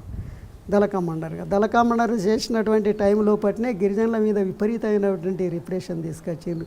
గుడిసెలు కూలగొట్టడం, తగలబట్టడం, తర్వాత వాళ్ళ దగ్గర ఉన్నటువంటి సోళ్ళు అన్నట్టు ఏంటంటే ఇక్కడ మనం రాగులు అంటాం కదా, ఈ సోళ్ళు సామలు ఇవన్నిటిని కూడా తగలబెట్టడం, తర్వాత వాళ్ళను కనీసం ఆర్థికంగా చితికిపోయేటట్టు చేయడం. అంటే ఎట్టి పరిస్థితుల్లో ఇక్కడ ఉన్నటువంటి నక్సలైట్ దళాలకు వాళ్ళు సహకరించద్దన్న ఉద్దేశంతో చాలా గుడిసెలను తగలబెట్టిండ్రు. అలా గుడిసెలను తగలబెట్టినా కూడా మేము ఆ గుడిసెల దగ్గరికి వెళ్ళిన తర్వాత మేము మాట్లాడినట్టు ఏంటంటే వాళ్ళు మమ్మల్ని చూసుకుంటూ బాధపడడం, ఈ ఉద్యమం లోపల ఇంత నిర్బంధం, ఇంత తీవ్రమైనటువంటిది ఇట్లుంటుంది అన్నదానికి మేము అంటే ఇక్కడ ఉన్నదానికన్నా అక్కడ ఇంకా రెట్టింపు ఆర్థికంగా దెబ్బతీయడం అన్నట్టు. అవును, అట్లా దెబ్బతీసినప్పుడు మాకు కూడా బాధ అనిపించేది. ఏంటిది అంటే అనేక త్యాగాలు చేయాల్సిందే, త్యాగాలు చేయకుండా మాత్రం ఈ ఉద్యమం. మీరు ఇప్పుడు ఆలోచించారా, మీరు ఒకవైపు ప్రభుత్వం పోలీసుల ఒత్తిడి మీకు సహకరిస్తున్నందుకు, మీకు సహకరించకపోతే మరొక బాధ వాళ్ళకి, మీ 2 వర్గాల మధ్య నలిగిపోతున్నారు గిరిజనులని మీరు ఎప్పుడైనా ఆలోచించారా? అయితే అందులో 2, ఒకటి మీరు వీళ్ళు ఉండడం ద్వారానే మేము నలిగిపోతున్నామని అనుకున్నట్టు ఏంటంటే గవర్నమెంట్ నుండి కూడా సహకరించేది ఏం లేదన్న నుంచి వాళ్ళకి తెలుసు. గవర్నమెంట్ నుండి అప్పటికి వాళ్ళకి వైద్యం లేదు, విద్య లేదు, తర్వాత రోడ్డు సౌకర్యం లేదు, తర్వాత వాళ్ళకి ఫారెస్ట్ వల్ల బాధ. ఇది పోడు వ్యవసాయ పద్ధతి కదా, పోడు కొట్టుకోవాలి. ఈ పోడు కొట్టుకున్నట్టు ఏంటంటే వాళ్ళు వచ్చి కేసులు పెట్టడం, తర్వాత వీళ్ళ దగ్గర లంచాలు అడగడం, వాళ్ళ అడవి ఉత్పత్తులకు సంబంధించిన రేట్లు లేకపోవడం, ఇవన్నీ వాళ్ళని కూడా ఇట్లా చేయడం దాని అంటే వీళ్ళు పార్టీ వాళ్ళు రావడం ద్వారానే ఫారెస్ట్ వాళ్ళు తగ్గిండ్రు. తర్వాత అటవీ ఉత్పత్తులు ఐటీడీఏ వాళ్ళు కొనేవాళ్ళు. ఐటీడీఏ వాళ్ళని మేము డిమాండ్ చేస్తూ తర్వాత అటవీ ఉత్పత్తులకు కానీ మీరు రేట్ ఇవ్వాలి అని అన్నట్టు ఎందుకంటే రేట్లు కూడా పెరిగినాయి. ఆ రేట్లు పెరగడంతోనే వాళ్ళకి ఏంటంటే ఒక ఉపశమనం ఏంటంటే అన్నలు పోయింది ఉంటే ఫారెస్ట్ వాళ్ళు మళ్ళీ యథావిధిగా వస్తారు. అంటే మేము అన్నలను ఆదరించకపోతున్నాం, ఫారెస్ట్ వాళ్ళు వస్తారు. అన్నలను ఆదరించినట్టు ఎందుంటున్నా పోలీసు వాళ్ళు వస్తారు. ఇప్పుడు మా పరిస్థితి ఏంది, కుడిదిల పడిన ఎలక తీరు. వీళ్ళు గవర్నమెంట్ ఆదరించి మమ్మల్ని ఉద్ధరించింది ఏం లేదు. తర్వాత ఇటు అన్నలు పోయినట్టు ఏందంటే తర్వాత యథావిధి పరిస్థితి కొనసాగుతుంది కదా. మరి మా పరిస్థితి ఏందని అయోమయ పరిస్థితి లోపల ఏం తెలుసుకోకుండా కొంత తెలిసినటువంటి వాళ్ళు ఉద్యమంలోకి వచ్చిండ్రు. అవసరమే, ఇది కూడా ఈ ఉద్యమం అవసరమే. తర్వాత మేము ఇంకొక మాట కూడా చెప్పేవాళ్ళం, ప్లేన్ నుంచి వచ్చినటువంటి నాయకులు కాదు, మీరు నాయకులు కావాలి. ఎందుకంటే ఈ భూమి మీది, ఈ అడవి మీది, పుట్టింది మీరు, పెరిగింది మీరు, ఈ అడవి మీద హక్కు మీకు కావాలి. మీకు కావాలంటే మీరే పోరాటం చేయాలి. మీ గురించి పోరాటం చేసిన వాళ్ళు అల్లూరి సీతారామరాజు ఉన్నాడు, తర్వాత రామ్జీ గోండ్ ఉన్నాడు, తర్వాత ఇంకా ఇతర ఉద్యమ వాళ్ళ పేర్లు చెబుతూ ఆ రోజు ఎందుకు చంపినరు, వాళ్ళు ఉన్నప్పుడు అప్పుడు కూడా ఫారెస్ట్ రాలేదు, బ్రిటిష్ వాళ్ళు రాలేదు, మిమ్మల్ని ఏమనలేదు. కానీ ఆయన ఆ ఉద్యమం చచ్చిపోయాక మళ్ళీ యథావిధిగా వీళ్ళు వచ్చిండ్రు కదా. మేము కూడా మిమ్మల్ని ఈ ఉద్యమం అవసరం గురించి అక్కడ బ్యాక్ సైడ్కి సంబంధించి అప్పుడప్పుడే ఇక్కడ తవ్వాలన్నటువంటి ఆలోచనతో గవర్నమెంట్ కూడా టీడీపీ ఈ వైఎస్ రాజశేఖర రెడ్డి ఆచిండు, అంతకుముందు టీడీపీ గవర్నమెంట్ కూడా తవ్వాలన్నటువంటి ఆలోచనతో ఉండే, వేరే కంపెనీకి ఏదో ఇద్దామన్నటువంటి ఆలోచనతోనే ఉండే. ఎందుకంటే విపరీతమైనటువంటి గనులు ఉన్నాయి కదా, అవన్నిటిని కూడా ప్రైవేటీకరణ చేస్తే ప్రైవేట్ వాళ్ళకి అప్పచెప్పాలన్నదే వాళ్ళ దృష్టి. దండకారణ్యంలో అంతా ఉన్నటువంటిది పీపుల్స్ వార్ పార్టీ కదా, ఆ ఉద్యమాన్ని క్రష్ చేయకపోయిందంటే ఇవన్నీ అక్కడ ఉండడం కష్టమే, అక్కడ కష్టం అన్నటువంటి ఆలోచన వాళ్ళకు కూడా తెలుసు. అయితే ఇది దృష్టిలో పెట్టుకొని వాళ్ళందరికీ చెప్పినప్పుడు వాళ్ళు కొంత యూత్ అర్థం చేసుకున్న వాళ్ళు నిజమే అన్నటువంటి ఆలోచనతో దళాలకు వచ్చేవాళ్ళు. వాస్తవంగా చెప్పాలంటే పీపుల్స్ వార్ పార్టీ ఉండబట్టే కొన్ని గ్రామీణ ప్రాంతాలు కానీ లేదా అటవీ ఆనుకున్న గ్రామాలు కానీ లేదు పెత్తందారులు పోవడానికి ఒక బీజం పడింది అనుకోవచ్చు కదా మనం. అనుకోవచ్చు. అయితే పెత్తందారులకు వ్యతిరేకంగా జరిగినటువంటి ఉద్యమం లోపల వాళ్ళు ఎవరైతే మాకు ద్రోహం చేస్తుండో ద్రోహం చేసిన వాళ్ళు గవర్నమెంట్ కంటే పోలీసులకు అండదండ ఉండి ఇన్ఫార్మర్గా ఉంటూ తర్వాత అట్లా దళాలను పట్టి పార్టీ ఉంది కాబట్టి ప్రభుత్వం కూడా గ్రామీణ ప్రాంతంకి వచ్చింది, అభివృద్ధి చేసే కొరకు ప్రయత్నం చేసిండ్రు అన్నది నుంచి అక్షరాల వాళ్ళకు అంటే గ్రామీణ ప్రాంతంలో ప్రభుత్వం దిగి వచ్చిందంటే దానికి కారణం పార్టీ చేయబట్టే వచ్చిండ్రు. లేకపోతే అది రాదు, వచ్చే వాళ్ళే కాదు అన్నది నుంచి వాళ్ళకి అర్థమైంది. అది వాళ్ళకు కూడా అర్థమైంది. ఎందుకంటే ఇటు అప్పుడప్పుడే అంగన్వాడీ సెంటర్లు పంపించడం, ఆ తర్వాత ఏది చిన్న స్కూళ్ళు పెడతామని అనడం, రోడ్లు వేయడం కొంత డెవలప్మెంట్కి సంబంధించి కొన్ని కార్యక్రమాలు ప్రభుత్వం నుండి వచ్చే కొరకు ప్రయత్నం చేస్తున్నాయంటే ఇవి ఎవరి వల్ల వచ్చినాయి, ఎందుకు వచ్చినాయి అని అది పార్టీ ప్రభావంతో వచ్చిందన్నటువంటి ప్లేన్లో ఉన్నటువంటి గిరిజనులతో కూడా మాకు కాంటాక్ట్ ఉండే. వాడేరు వరకు కూడా వర్కులే వరకు కూడా ఇటు దండకారణ్యం తర్వాత తిరిగి అక్కడ ప్లీనరీ అంటే సమావేశం అయిన తర్వాత వెనక తిరిగి వచ్చినాక ఉద్యమంలో ఇక్కడ నాకు కమాండర్గా బాధ్యత ఇచ్చింది. కోరుకొండ కమాండర్గా బాధ్యత ఇచ్చింది ఉంటే పార్టీ నిర్మాణం లోపల మన బిజీగానే వర్క్ చేసేవాళ్ళం. తర్వాత గిరిజనుల ఆధారాభిమానాలు డొంకరాయి మీకు ఎంత దూరం ఉంటుంది? డొంకరాయి తర్వాత ఇక్కడ మనకు భద్రాచలానికి దగ్గర ఉంటుంది. డొంకరాయి ఎన్కౌంటర్ మీకు ఐడియా ఉందా? లేదు. ఇటు కోరుకొండ ఇప్పుడు మీకు మారేడుమిల్లి లోపల ఐఏఎస్ ఆఫీసర్స్ని కిడ్నాప్ చేసింది ఐడియా ఉందా? అప్పుడు కొంగల కృష్ణారెడ్డి ఆయన నాయకత్వం కిందనే అది మాకు దగ్గర. వ్యవహారం చెప్పండి. ఐఏఎస్ ఆఫీసర్లు 7 కిడ్నాప్ చేశారు కదా, అప్పటికి వీళ్ళ కోసం కదా, మన వడకపురం చంద్రమౌళి కోసం. తర్వాత ఆయన రామకృష్ణ అని ఊసండి అని సరెండర్ అయింది కదా, ఆయన కోరియర్గా ఉండే ఆయన. తర్వాత షెల్టర్లో ఉన్నటువంటి 2 మహిళలు, వీళ్ళు 4 అరెస్ట్ అయ్యిండ్రు. అరెస్ట్ అయినట్టు ఎక్కడ అరెస్ట్ అయ్యారు? ఇక్కడ తూర్పుగోదావరి జిల్లాలో కత్తిపూడైన జంక్షన్ లోపల అరెస్ట్ అయ్యిండ్రు. కత్తిపూడైన జంక్షన్ లోపల ఆయన మళ్ళీ ముందు కత్తిపూడిలో అంటే వాళ్ళు అప్పటికి షెల్టర్ ఆ మధ్యలోనే ఏదో టౌన్లో షెల్టర్ తీసుకొని వాళ్ళు అప్పటికి వీళ్ళ మీద నిఘా ఉంది. ఒక కొరియర్ ద్వారా ఎక్స్పోజ్ అయింది. ఎంతమంది ఎత్తారు ఏందన్నదాని నుంచి చూస్తున్నారు. రాజమండ్రిలో ఉన్నటువంటి షెల్టర్లు లీక్ అయింది. అక్కడ నుండి రాజమండ్రి షెల్టర్ కాడ సివిల్లో కాపలు ఉన్నారు. కత్తిపూడి జంక్షన్ పక్కకు ఉన్నటువంటి వీళ్ళ షెల్టర్ మీద కాపు ఉన్నారు. అయితే వీళ్ళు మాట్లాడుకుంటూ రైల్వే స్టేషన్కి వచ్చినాక రైల్వే స్టేషన్కు వెళ్ళే ముందు అరెస్ట్ చేసి కిడ్నాప్ అని ఇక అరెస్ట్ చేసి జీబులలో కార్లలో పడేసుకొని పోయిండ్రు. అక్కడ వెంటనే వాళ్ళను అరెస్ట్ చేయడం వెంటనే ఇక్కడ రాజమండ్రిలో 2 షెల్టర్లో ఉన్న మహిళలను కూడా అరెస్ట్ చేసారు. వాళ్ళని అరెస్ట్ చేయడంతోనే ఈ ఐఏఎస్ ఆఫీసర్స్ మారేడుమిల్లిలో ఏదో రోడ్డు చెక్ డ్యామో ఏదో నిర్మాణంకి సంబంధించి చూసే కొరకు తర్వాత ఆ బాధ్యత తీసుకున్నటువంటి తూర్పుగోదావరి జిల్లా కలెక్టర్లు వాళ్ళందరూ కూడా ఫ్రెండ్స్ అంట, వాళ్ళు కలిసి 4-5 అక్కడికి వెళ్ళడంతోనే ఆ మారేడుమిల్లికి దగ్గర ఉన్నటువంటి విలేజ్ల్లో పట్టినే ఈ దళం ఉంది. ఎవరు దళ కమాండర్ కృష్ణ, కొంగల సుధాకర్ రెడ్డి అని కృష్ణ ఆయన పేరు. ఆయనే కమాండర్గా ఉంటే మరి మన వాళ్ళు అరెస్ట్ అయింది కదా, చంద్రమౌళి ఇంపార్టెంట్ మనకు, ఈయన కోరియర్ కూడా రామకృష్ణ ఉన్నాడు. మరి ఆయన వాళ్ళందరూ మనకి ఇంపార్టెంటే కదా. మీరున్నారా దళం లోపల? లేదు, నా పక్క దళం ఉన్నది. అయితే వాళ్ళు అంత తొందరగా సమాచారం వచ్చింది అరెస్ట్ పేపర్లోనే. అప్పటికి వీళ్ళు అరెస్ట్ కావడంతోనే కొరియరు ఒక ఆయన ఆ నుంచి జంప్ అయి వచ్చినటువంటి కొరియర్ ద్వారానే తెలిసి సమాచారం వచ్చింది. సమాచారం వచ్చింది. కరెక్ట్గా ఆ టైంకి వీళ్ళు వచ్చారు. ఆ టైంకు వీళ్ళు వచ్చిండ్రు. వాళ్ళని మమ్మల్ని కిడ్నాప్ చేస్తారని రాలేదు. ఆ దానికి అదే దీనికి ఇదే మమ్మల్ని ఎందుకు కిడ్నాప్ చేస్తారు అనేటువంటిది వాళ్ళు అనుకున్నారు. రావడంతోనే విలేజర్స్ సమాచారం ఇచ్చిండు అన్నట్టు, ఇట్లా కలెక్టర్ ఇట్లా ఇలా వీళ్ళు వచ్చిందంటే ఇంతమంది వచ్చిందంటే ఇంతమంది వచ్చిందంటే దళం వెంటనే వాళ్ళను రౌండప్ చేసి తీసుకొని కొండ మీదకి వెళ్ళిపోయి అందులో ఉన్నటువంటి ఒక అతను లెటర్ రాసి వాళ్ళని వదిలిపెడితే ఇలా వదిలిపెడతాం, అది డిమాండ్. ఆ డిమాండ్తో ఉన్నట్టు ఏంటంటే గవర్నమెంట్ దిగొచ్చింది, వాళ్ళని వదిలిపెట్టిండ్రు. తర్వాత వీళ్ళు కూడా సేఫ్. అంటే వాళ్ళు వదిలిపెట్టడం అనేది అంత మీరు చెప్తున్నంత ఈజీగా జరగలేదు. ఈజీగా ఎట్లా జరుగుతుంది? ఇప్పుడు మీ ముందునే ఈజీగా చెప్తున్నాను. ఎందుకంటే నాకు ఆ ఎపిసోడ్ గుర్తుంది. అప్పట్లో డిటి నాయక్ గారు, తర్వాత సిఎన్ గోపీనాథ్ రెడ్డి గారు, వీళ్ళందరూ ఆఫీసర్లు అక్కడ.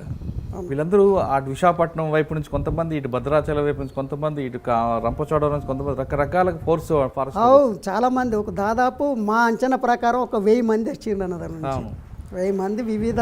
ఇంత నిర్బంధంలో అయితే ఈయన సుధాకర్ రెడ్డికి తెలుసు ఇంతమంది వస్తుండని, జనం ఉన్నాడు, ఆయనకు సమాచారం ఉంది.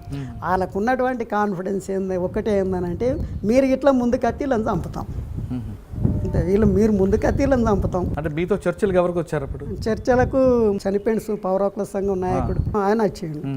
ఆయన వచ్చి చర్చలు జరిపినాక తర్వాత విడిచిపెట్టడం అంటూ జరిగింది.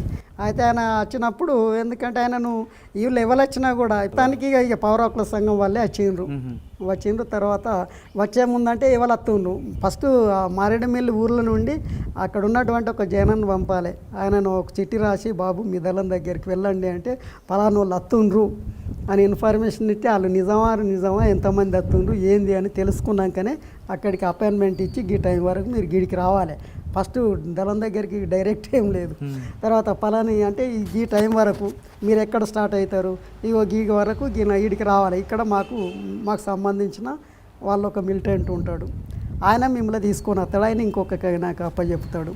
ఆ తర్వాత రెండో ఆయన, మూడో ఆయన దగ్గర ఆయనకు అప్పచెప్తాడు, మూడో ఆయన దళంకి అప్పచెప్తాడు. అంత పోలీసులు మారువేషాల్లో సివిల్ డ్రెస్ పోలీసులే పౌర హక్కుల నేతలుగా రూపాలను వచ్చినప్పుడు ఏం చేస్తారు మీరు? అయితే ఇప్పుడు ఇక్కడ ఉన్నటువంటి జనం దగ్గరికి వచ్చిండ్రు కదా, జనం దగ్గరికి వచ్చినప్పుడు వాళ్ళు ఎందరు వచ్చిండ్రు, పౌర హక్కుల వాళ్ళు 2 వచ్చిండ్రు, 3 వచ్చిండ్రు. 2 వచ్చినట్టు ఏంటంటే వాళ్ళు ఎవరు తీసుకురావాలి, ఆ ఊర్లో ఉన్నటువంటి జనమే తీసుకురావాలి. తీసుకొచ్చి ఎవరికి అప్పచెప్పాలి, ఫస్ట్ అలా ఎవరైతే ఉన్నారో ఆయనకు అప్పచెప్పాలి. ఆయనకు అప్పచెప్పినట్టు ఆయన ఏం చేస్తాడు, మీరెవరు, మీ పేరేంటిది, ఆయన ఏం చేస్తాడు, మొత్తం చెక్ చేస్తాడు. మొత్తం బాడీ అంతా చెక్ చేయమని ఉన్నాయా, ఆయుధాలు గీలాగి వెనకాలే ఉన్న పోలీసు వాళ్ళు వచ్చిండ్రు. చెక్ చేసినాక తర్వాత ఆయనే ఇంకో కొంత అరగంట తర్వాత ఇంకో రెండో ఆయనకు అప్పచెప్తాడు. ఆయన మీరెవరు, ఏంటిది వివరాలు. మీరు 3 రకాల స్క్రూటినీ చేసిన ఆ 3 రకాల్లో కూడా ఒక పోలీస్ ఆఫీసర్ ఎటువంటి ఆయుధం లేకుండా పౌర హక్కుల నేత గెటప్లో వచ్చారనుకోండి, ఒక ఆఫీసర్ ఏమంటారంటే నా దగ్గర తుపాకీ లేకపోయినా చాలు, పెన్నుతో నడిచారని చంపేస్తా, నేను వాళ్ళని పట్టుకురావడానికి వెళ్ళాను, నాకు అవకాశం దొరకలేదని అన్నారు ఆయన. అయితే అట్లా సాధ్యం కాదు. ఒకటి ఇప్పుడు ఫస్ట్ ఆయన దగ్గర ఎవరైతే ఆయన దగ్గర అప్పచెప్పినరో ఆయన ఏమవుతాడు, వీళ్ళకన్నా ముందు దళం దగ్గరికి చేరుతాడు. పలాని వాళ్ళకి ఈ ఆకారంలో గిట్లున్నారు వస్తున్నారు, ఆ ఇన్ఫర్మేషన్తో తర్వాత ఏంటిది పోలీసు వాళ్ళ ఆకారం ఎట్లుంటుంది, తర్వాత మన పౌర హక్కుల సంఘం వాళ్ళ ఆకారాలు ఎట్లుంటాయి, మనం కూడా జనరల్ బాలగోపాల్ ఎట్లుంటాడు, బాలగోపాల్ తరఫున ఓ ఎస్పీ వచ్చినా ఓ పోలీసు వాడు వచ్చినా మనం అట్టినే ఐడెంటిఫై చేస్తాం. పౌర హక్కుల వాళ్ళను బయట ఉన్న వాళ్ళను అనేక సార్లు చూసినాం కదా, చూసినప్పుడు వాళ్ళని మనం అట్టుగానే ఐడెంటిఫై చేస్తాం. పోలీసు వాళ్ళకు తర్వాత ఇప్పుడు మిమ్మల్ని ఏర్పాటు చేయడం కొద్దిగా కష్టం, ఎందుకంటే అయితే కావచ్చు ఆఫీసర్ అని అనుకుంటారు, కానీ వాళ్ళు అట్లా లేరు కదా, అట్లా లేరు కదా. అంటే ఆ విధంగా వాళ్ళందరూ వచ్చారు, చర్చలు జరిగిన తర్వాత విడిచిపెట్టారా? విడిచిపెట్టిన తర్వాత అయితే ముందు విడిచిపెట్టడం అంటే ఫస్ట్ వీళ్ళు వచ్చిన తర్వాతనే, వీళ్ళు వచ్చే ముందు అని అంటే సివిల్ డ్రెస్ లోపల కొందరు వీడు చంద్రమౌళిని కానీ వీళ్ళందరినీ ఫాలో అవుతూ తర్వాత వీళ్ళని మేము దింపే కొరకు వస్తున్నాము అని అన్నట్టు అయిందంటే కొంత దూరం వచ్చినాక వీళ్ళు ఏం చేసిందంటే మా జీబులో మీరు ఎవరు, ఒక డ్రైవర్ తప్ప మీరు ఎవరు ఉండద్దు నన్ను అవాయిడ్ చేసి దింపేసిండు, ఎవరు ఉండొద్దు. వాళ్ళకి హెలికాప్టర్ తీసుకొచ్చి ఉంటున్నారు కదా, హెలికాప్టర్ వరకు అంటే ఇక్కడ మారేడుమిల్లి వరకే వస్తుంది. ఆ తర్వాత అక్కడ నుండి మళ్ళీ అడవిలోకి వెళ్ళాలి కదా, అడవిలోకి వెళ్తే అడవిలో కొంతవరకు జీబులు వెళ్తాయి, జీబులు వెళ్తే ఆ తర్వాత కొంత దూరం మళ్ళీ నడుచుకుంటూనే వెళ్ళాలి. ఇప్పుడు జైల్లోంచి విడుదలైన చంద్రమౌళి గారు వీళ్ళందరూ మీ దగ్గరకు వచ్చిన తర్వాత నెక్స్ట్ కర్తవ్యం ఏం చేశారు? వాళ్ళను రిలీజ్ అయ్యి వచ్చినాక వాళ్ళని వదిలిపెట్టిండ్రు. వదిలిపెట్టినాక తర్వాత ఏంటంటే కిడ్నాప్ మీద సమీక్ష, కిడ్నాప్ అనేది కరెక్టా తప్ప అనేది బయట ఈ పౌరకుల వాళ్ళు కానీ మేధావులు కానీ ఇట్లా కిడ్నాపులు చేయడం కరెక్ట్ కాదు అది ఇది అన్నది నుంచి చెప్తే వాళ్ళకు కూడా సమాధానం చెప్పాలి కదా. మరి గత్యంతరం లేని పరిస్థితుల్లో వాళ్ళని కిడ్నాప్ చేసిన పరిస్థితి అంటే తప్పు కాదు అనేది ఓ ఉదాహరణ చెప్పినాం. చైనా లోపల చాంగ్ షెకాయ్ వాడు అది జర్మనీకి వ్యతిరేకంగా పోరాటం చేస్తానన్నట్టు ఏంటంటే ఈ నక్సల్ అంటే అక్కడ మా పీపుల్స్ లిబరేషన్ ఫ్రంట్తోని వాళ్ళు ఫ్రంట్ కట్టకుండా ఒప్పుకోకపోతే 7 లైన్ వాళ్ళు వాళ్ళ నాయకత్వం ఏంటంటే వాళ్ళ మిలిటరీ జనరల్ను కిడ్నాప్ చేస్తారు. కిడ్నాప్ చేసినాకనే వాడు సరెండర్ అయ్యి ఒప్పుకొని ఐక్య సంఘటన కడతారు కదా. తప్పేముంది మనం చేస్తే మన వాళ్ళని కాపాడుకునే కొరకు మనం చేసినాం. అంటే కిడ్నాప్లో మీ చెరలో వాళ్ళు ఉన్నప్పుడు వాళ్ళని బాగానే చూసుకున్నారా? చాలా బాగా చూసుకుంటారు ఎవరన్నా కానీ. ఒక ఎస్పీ ఆయన కూడా ఎస్పీ అయినా అక్కడ ఎందుకంటే ఆయనని మన మైండ్ అవర్లో ఉన్నటువంటి ఆయన కదా. ఆయనకు అన్ని రక్షణలు అన్ని స్పెషాలిటీస్ అంటే మేము తినే ఆహారం పెడతాం, ఆయనకి ఏది కావాలంటే అది ఇస్తాం, అన్నీ కల్పిస్తాం. కానీ ఆయన ఏమైనా తప్పుడుగా అంటే ఆయన పారిపోవడానికో దానికో దీనికో ముందే చెప్తాం. నిన్ను ఏమన్నా మేము మా వాడికినే చూసుకుంటాం, నువ్వు మా దాంట్లోనే ఒక భాగం, నీకు మీ రక్షణ మీ ప్రొటెక్షన్ అంతా మాది బాధ్యత, మీరేమన్నా వేషాలు ఎత్తా మాత్రం చచ్చిపోతాం. అదే మేము అన్నీ కల్పిస్తాం. ఒకవేళ స్పెషల్గా నేను గిది తినను గిది కావాలన్నట్టు ఎందుకంటే కొద్దిగా లేట్ అవుతుంది తెప్పిస్తాం. కొంతమందికి ఆరోగ్యం సమస్యలు ఉంటాయి, మందులు కావాలంటే లేట్ అయితే తెప్పిస్తాం అంతే. తెప్పియడం అప్పుడు ఉన్నటువంటి వ్యవస్థలో కూడా తెప్పించడానికి ఈయన 1 గంట ముందు కావాలని ముందు ఇట్లా చెప్పింది ఉంటే 2-3 గంటల తర్వాత తెప్పించే కొరకు అప్పటికి ఉన్నటువంటి సిస్టమ్ లోపల సాధ్యమయ్యేది. కానీ ఎదురు తిరిగితే తేడా ఉంటుంది. అప్పుడు తేడా ఉంటే అది అది అది సీరియస్గానే ఉంటుంది కదా. అది అట్లా అది మరి ఆ పద్ధతి కూడా కరెక్ట్ కాదు కదా. వాళ్ళు ఈవెన్ పోలీసు వాళ్ళు కూడా సరెండర్ అయినట్టు అయిందంటే వాళ్ళకు అన్ని తీర్లా గౌరవించడమే జరుగుతుంది. మనకు కావాల్సింది ఇప్పుడు పోలీసు వాళ్ళు అనేటోళ్ళు శత్రువులు కాదు కదా, శత్రువులు కాదు, వాళ్ళు ఉద్యోగ భాగంగా వస్తున్నారు. ఈ వ్యవస్థ మారాలి. ఆ వ్యవస్థ లోపల వీళ్ళు భాగంగా వాళ్ళకు సేవలు చేస్తున్నారు. రేపు మనం కూడా ఇప్పుడు మేము ఒక మిలిటరీ దుస్తులో ఉన్నట్టు ఏంటంటే మిలిటరీలో ఒకళ్ళు సరెండర్ అయినట్టు ఏంటంటే చేతులు ఎత్తినట్టు ఏంటంటే ఎలాంటి రక్షణ కల్పించాలనేది ఒకటి రూల్ ఉన్నది. అది కూడా పార్టీ మీ దళాలు. మీరు రంపచోడవరం కోరుకొండ దళం తర్వాత ఎక్కడికి వచ్చారు? దళం లోపల యాక్టివిటీగా నా కార్యక్రమం నేను రైతు కూలి సంఘాలు కానీ, తర్వాత మహిళా సంఘాలు కానీ, తర్వాత జిఆర్డీలు అంటే గ్రామ రక్షక దళాలు కానీ ఇవన్నీ కూడా నిర్మాణం చేయడం అంటూ జరిగింది. అందులో భాగంగా మా కాఫీ తోటలు ఉండే. ఇప్పుడు జీమాడుగుల దగ్గర నుండి పెద్దబయలు జీమాడుగుల, తర్వాత చింతపల్లి, ముంచంపుట్టి అంటే అటు ఇవన్నీ కూడా ఈ రోడ్డుకి ఇరువైపులో కూడా కాఫీ తోటలు ఉండే. కాఫీ తోటల్లో ఉన్నటువంటి కాఫీ తోటలు ఈ సిలోలు వాళ్ళు కూడా ఉండ్రి. శ్రీలంక నుండి అప్పుడు శరణార్థులుగా వచ్చినటువంటి వాళ్ళు ఈ ఇందిరాగాంధీ పీరియడ్ లోపల వాళ్ళందరూ మన భారతదేశానికి వచ్చినప్పుడు ఆ శ్రీలంక దగ్గర డబ్బులు తీసుకొని ఈ శరణార్థులను ఇక్కడ తీసుకొచ్చి తర్వాత వీళ్ళను కొందరిని కాఫీ తోటల్లో, కొందరికి అంతర్గామ మిల్లులల్లో అక్కడ ఇక్కడ అన్నీ కూడా సెటిల్ చేసి తర్వాత వదిలిపెట్టేసింది. ఇక మీ మా నాన్న మీరు బతుకులే. కానీ వాళ్ళ బతుకులు మళ్ళీ కూలి బతుకులే. వాళ్ళు కూడా మన కాంటాక్ట్ లోపలనే సంఘాలలో కూడా పనిచేస్తారు. తర్వాత ఈ కాఫీ పిక్కలు ఏరినప్పుడు తర్వాత కిలోకి ఎంత, రోజు కూలి ఎంత అన్నది నుంచి డిమాండ్ చేసి ఐటీడీఏ వాళ్ళు కొనేవాళ్ళు అన్నట్టు డిమాండ్ చేసింది ఉంటే గవర్నమెంట్కి వాళ్ళు రిఫర్ చేస్తే రేట్లు పెంచేవాళ్ళు. తర్వాత అటువు ఉత్పత్తులు ఈ షౌకార్లు కొనడం కాదు, ఐటీడీఏ వాళ్ళే కొనాలి, దానికి సరైన రేట్లు ఇవ్వాలి, గిట్టుబాటు ధర ఇవ్వాలి అనే దాని నుంచి అదొకటి. తర్వాత ఇంకొకటి కూడా ఐటీఐడి ఆఫీసర్కి రెఫర్ చేసినాం. గవర్నమెంట్ పదే పోడు భూముల మీద ఈ ఫారెస్ట్ వాళ్ళను పంపడం, కేసులు పెట్టడం ఇది బాగుండదు కదా. ఎట్లాగో మీరు కాఫీ తోటలు పెంచుతుండ్రు కదా, కాఫీ తోటలు అంటే చెట్ల మధ్యలోనే ఉంటాయి, చెట్ల నీడ కంపల్సరీ అవసరం అన్నట్టు. అడవిని కొట్టేయకుండా ఉండాలంటే ఈ అడవి ప్రాంతం లోపల మీరు ఒక కుటుంబానికి 2.5-3 కుటుంబాన్ని బట్టి 5గురు కుటుంబమా లేకపోతే ఎంతమంది కుటుంబాన్ని బట్టి 5 ఎకరాల నుండి 3 ఎకరాలు 2.5 ఎకరాల తోటలు పెట్టి వాళ్ళకి ఇవ్వండి. ఫలసాయం వాళ్ళు తీసుకుంటారు, ఇక మీరు గవర్నమెంట్ది మా భూమి అనుకుంటుండ్రు కదా మీదే అనుకోండి ఎవడదని అనుకోండి, కానీ ఫలసాయం మాత్రం వాళ్ళు పండినటువంటి పంటలను తర్వాత వాళ్ళ గిట్టుబాటు తెచ్చి మీరు కొనండి అన్నట్టు ఏంటంటే అట్లా వాళ్ళు కూడా చేసిండ్రు. అంటే మీరు ప్రజల కోసం అక్కడ ఉన్న గిరిజనుల కోసం మంచి కార్యక్రమాలు చేపట్టారు, అందులో ఎవరు కాదన్న పరిస్థితి. ఎందుకంటే మీరు ఉన్నారు కాబట్టి ఐటీడీఏల వంటి కూడా కిందకు వచ్చి వాళ్ళ సమస్య పరిష్కారం కానీ ఒక ధరని నియంత్రించడం కానీ ఒక దళారు వ్యవస్థను పూర్తిగా నిర్మూలించడానికి పార్టీ ఉందనే విషయం ఉంది కాబట్టి అక్కడ జరిగింది. కానీ అదే ముసుగులో కొంతమంది రంగురాళ్ళు గాంజాయి పండించడం, ఇప్పుడు వాటి మీద పార్టీ ఎందుకు ఎక్కువగా ఫోకస్ పెట్టలేదు? ఇప్పుడు గంజాయికి సంబంధించి వచ్చినప్పుడు మాకు కూడా తెలుసు గంజాయి పండించేవాళ్ళు. అయితే గంజాయి పండించినట్టు ఏంటంటే బ్రోకర్లకు ఇచ్చినట్టు ఏంటంటే వాళ్ళు తీసుకొని వెళ్ళదు. అయితే గంజాయికి సంబంధించింది పెద్ద మొత్తంలో పట్టిన వీళ్ళకి ధర ఇచ్చేది, అంటే అప్పుడు వీళ్ళు మామూలుగా వేసింది ఉంటే అదే పండుతుంది. వాటి నిర్మూలనకి పార్టీ ఎందుకు? అయితే పార్టీ అన్నట్టు ఏంటంటే ఇప్పుడు గంజాయితో వీళ్ళకి జరిగే నష్టం ఏం లేదు కదా.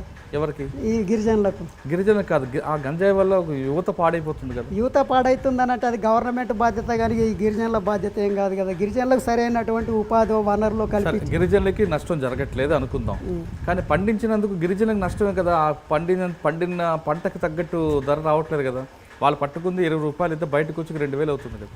అక్కడ కూడా దళారీ వ్యవస్థ ఉంది కదా. అయితే అప్పుడు అక్కడ వాళ్ళకి ఇచ్చేటువంటిది వాళ్ళు మామూలు వేసింది ఉంటే దానికి ఏం చేయరు, దానికి తవ్వడం లేదు, మందేయడం లేదు, అదే పెరుగుతుంది, అదే సహజంగా పెరుగుతుంది.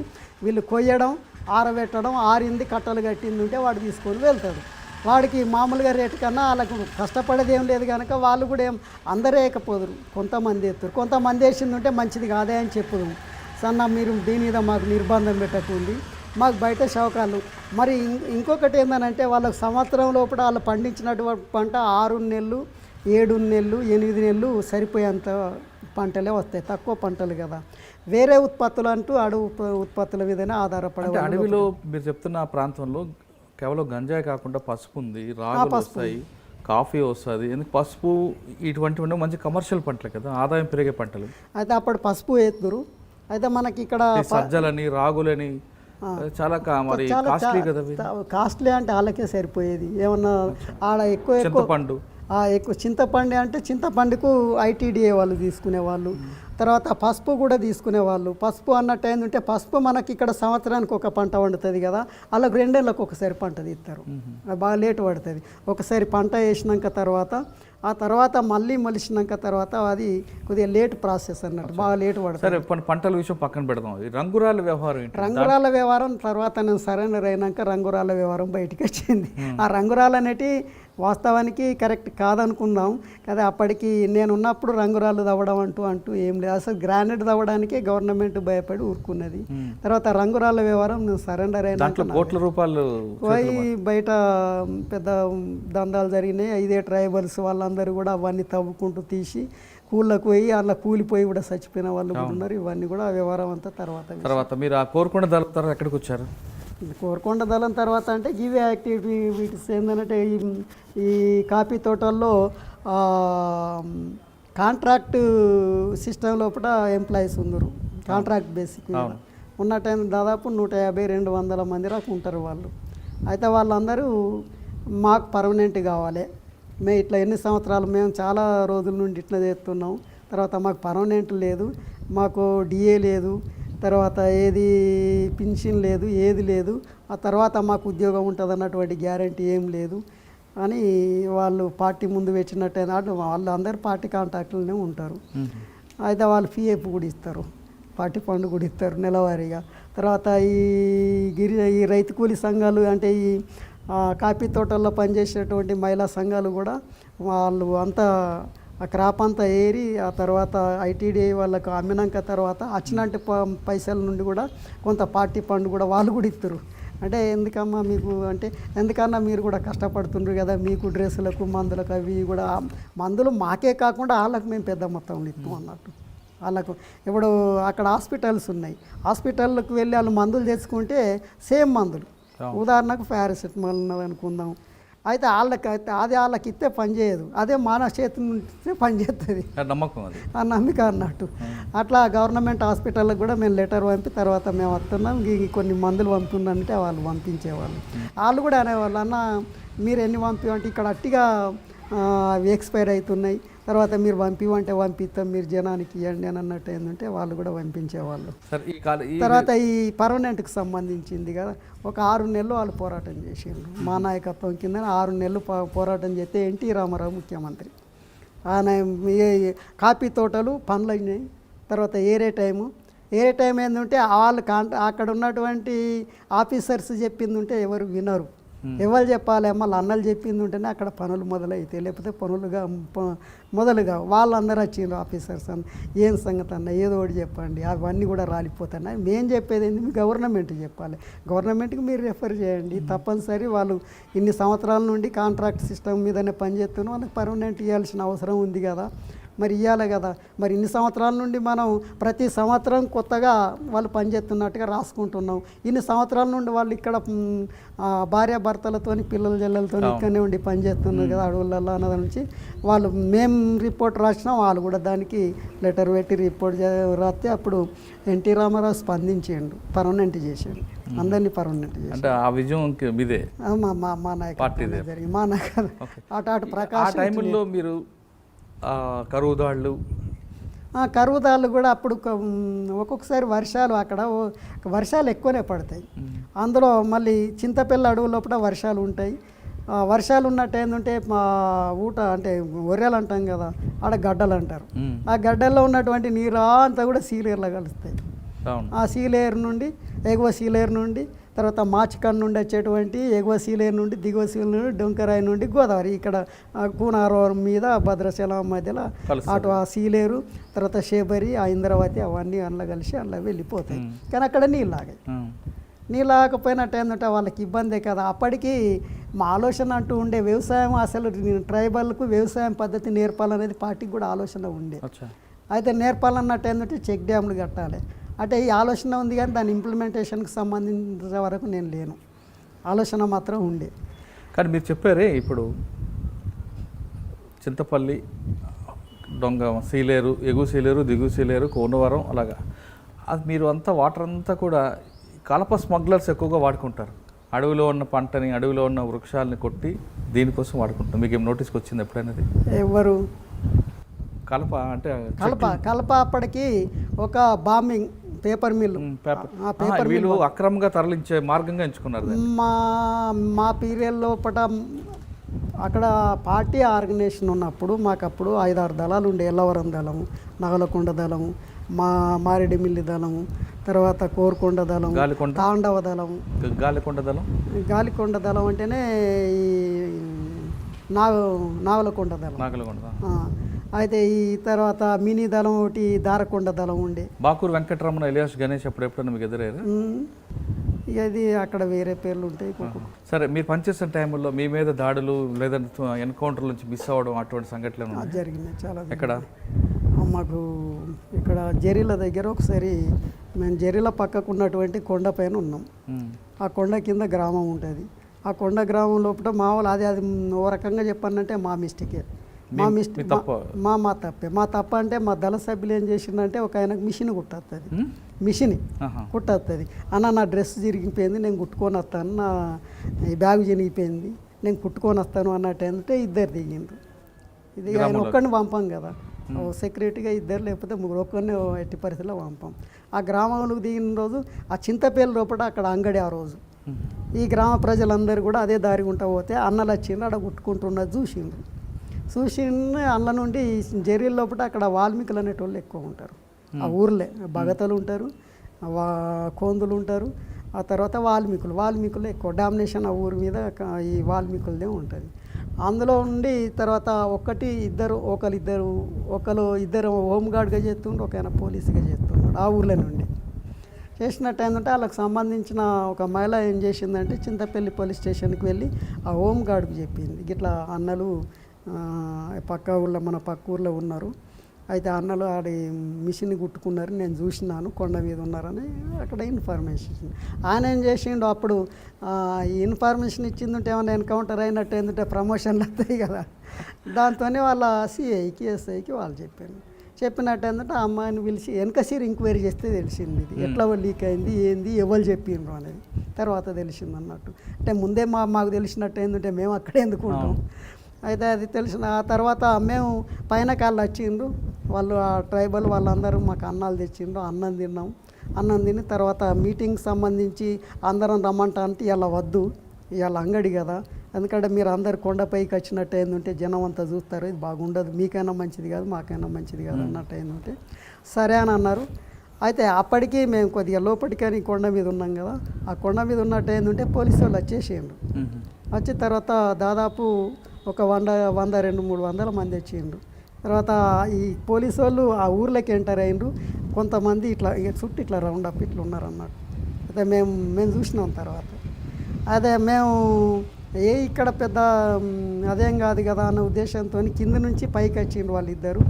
వచ్చినాక తర్వాత మరి కింద పరిస్థితి ఎట్లుంది, ఏమన్నా బాగేనా అని అంటే అన్న అంత ఇది మనూరే కదా, ఏం కాదు మా అంత మనదే అని అన్నట్టు. ఏంటంటే మరి జనం ఎవరన్నా చూసిండ్రా అంటే జనం మమ్మల్ని ఎవరు చూస్తారు కానీ అట్లనైతే వేయనరు. ఇక అట్లా వేయండి చూసినట్టే కదా, కొంచెం జాగ్రత్తగా ఉండండి, తిన్నాక వెళ్దామని అన్నాం. అయితే వాళ్ళు ఒక 2-3 ఏం చేసిండ్రు, కావడేసుకొని అన్నం నీళ్ళు పట్టుకొని వస్తాను. వాళ్ళను పోలీసులు అటాక్ చేసి పట్టేసుకున్నారు.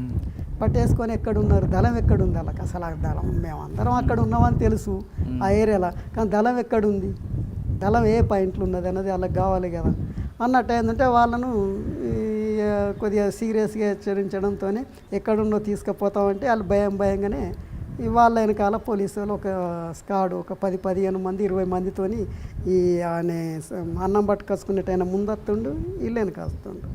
వెనకొచ్చేటప్పటికి ఏంటంటే మా సెంట్రీ ఉంటాడు కదా, ఆ సెంట్రీ ట్రైబల్ వాళ్ళని చూసిండు. తర్వాత ఇటు పోలీసులను చూసిండు, తుపాకీ ఆడ పడేసిండు, పరిగెట్టి వెళ్ళిపోయిండు. ఆయన ఎందుకు వెళ్ళిపోయిండో, తుపాకీ అక్కడ ఎందుకు పడేసిండో మాకు తెలియదు. మాకు తెలియకుండా ఏంటంటే ఈ మీదిరాకి వచ్చినాక తర్వాత మా అలికిడి విని ఆ అన్నం తెచ్చినటువంటి ట్రైబల్ అతన్ని అక్కడ ఆపి వీళ్ళు పొజిషన్ తీసుకొని ముందుకు అడ్వాన్స్ అయ్యిండు పోలీసు వాళ్ళు.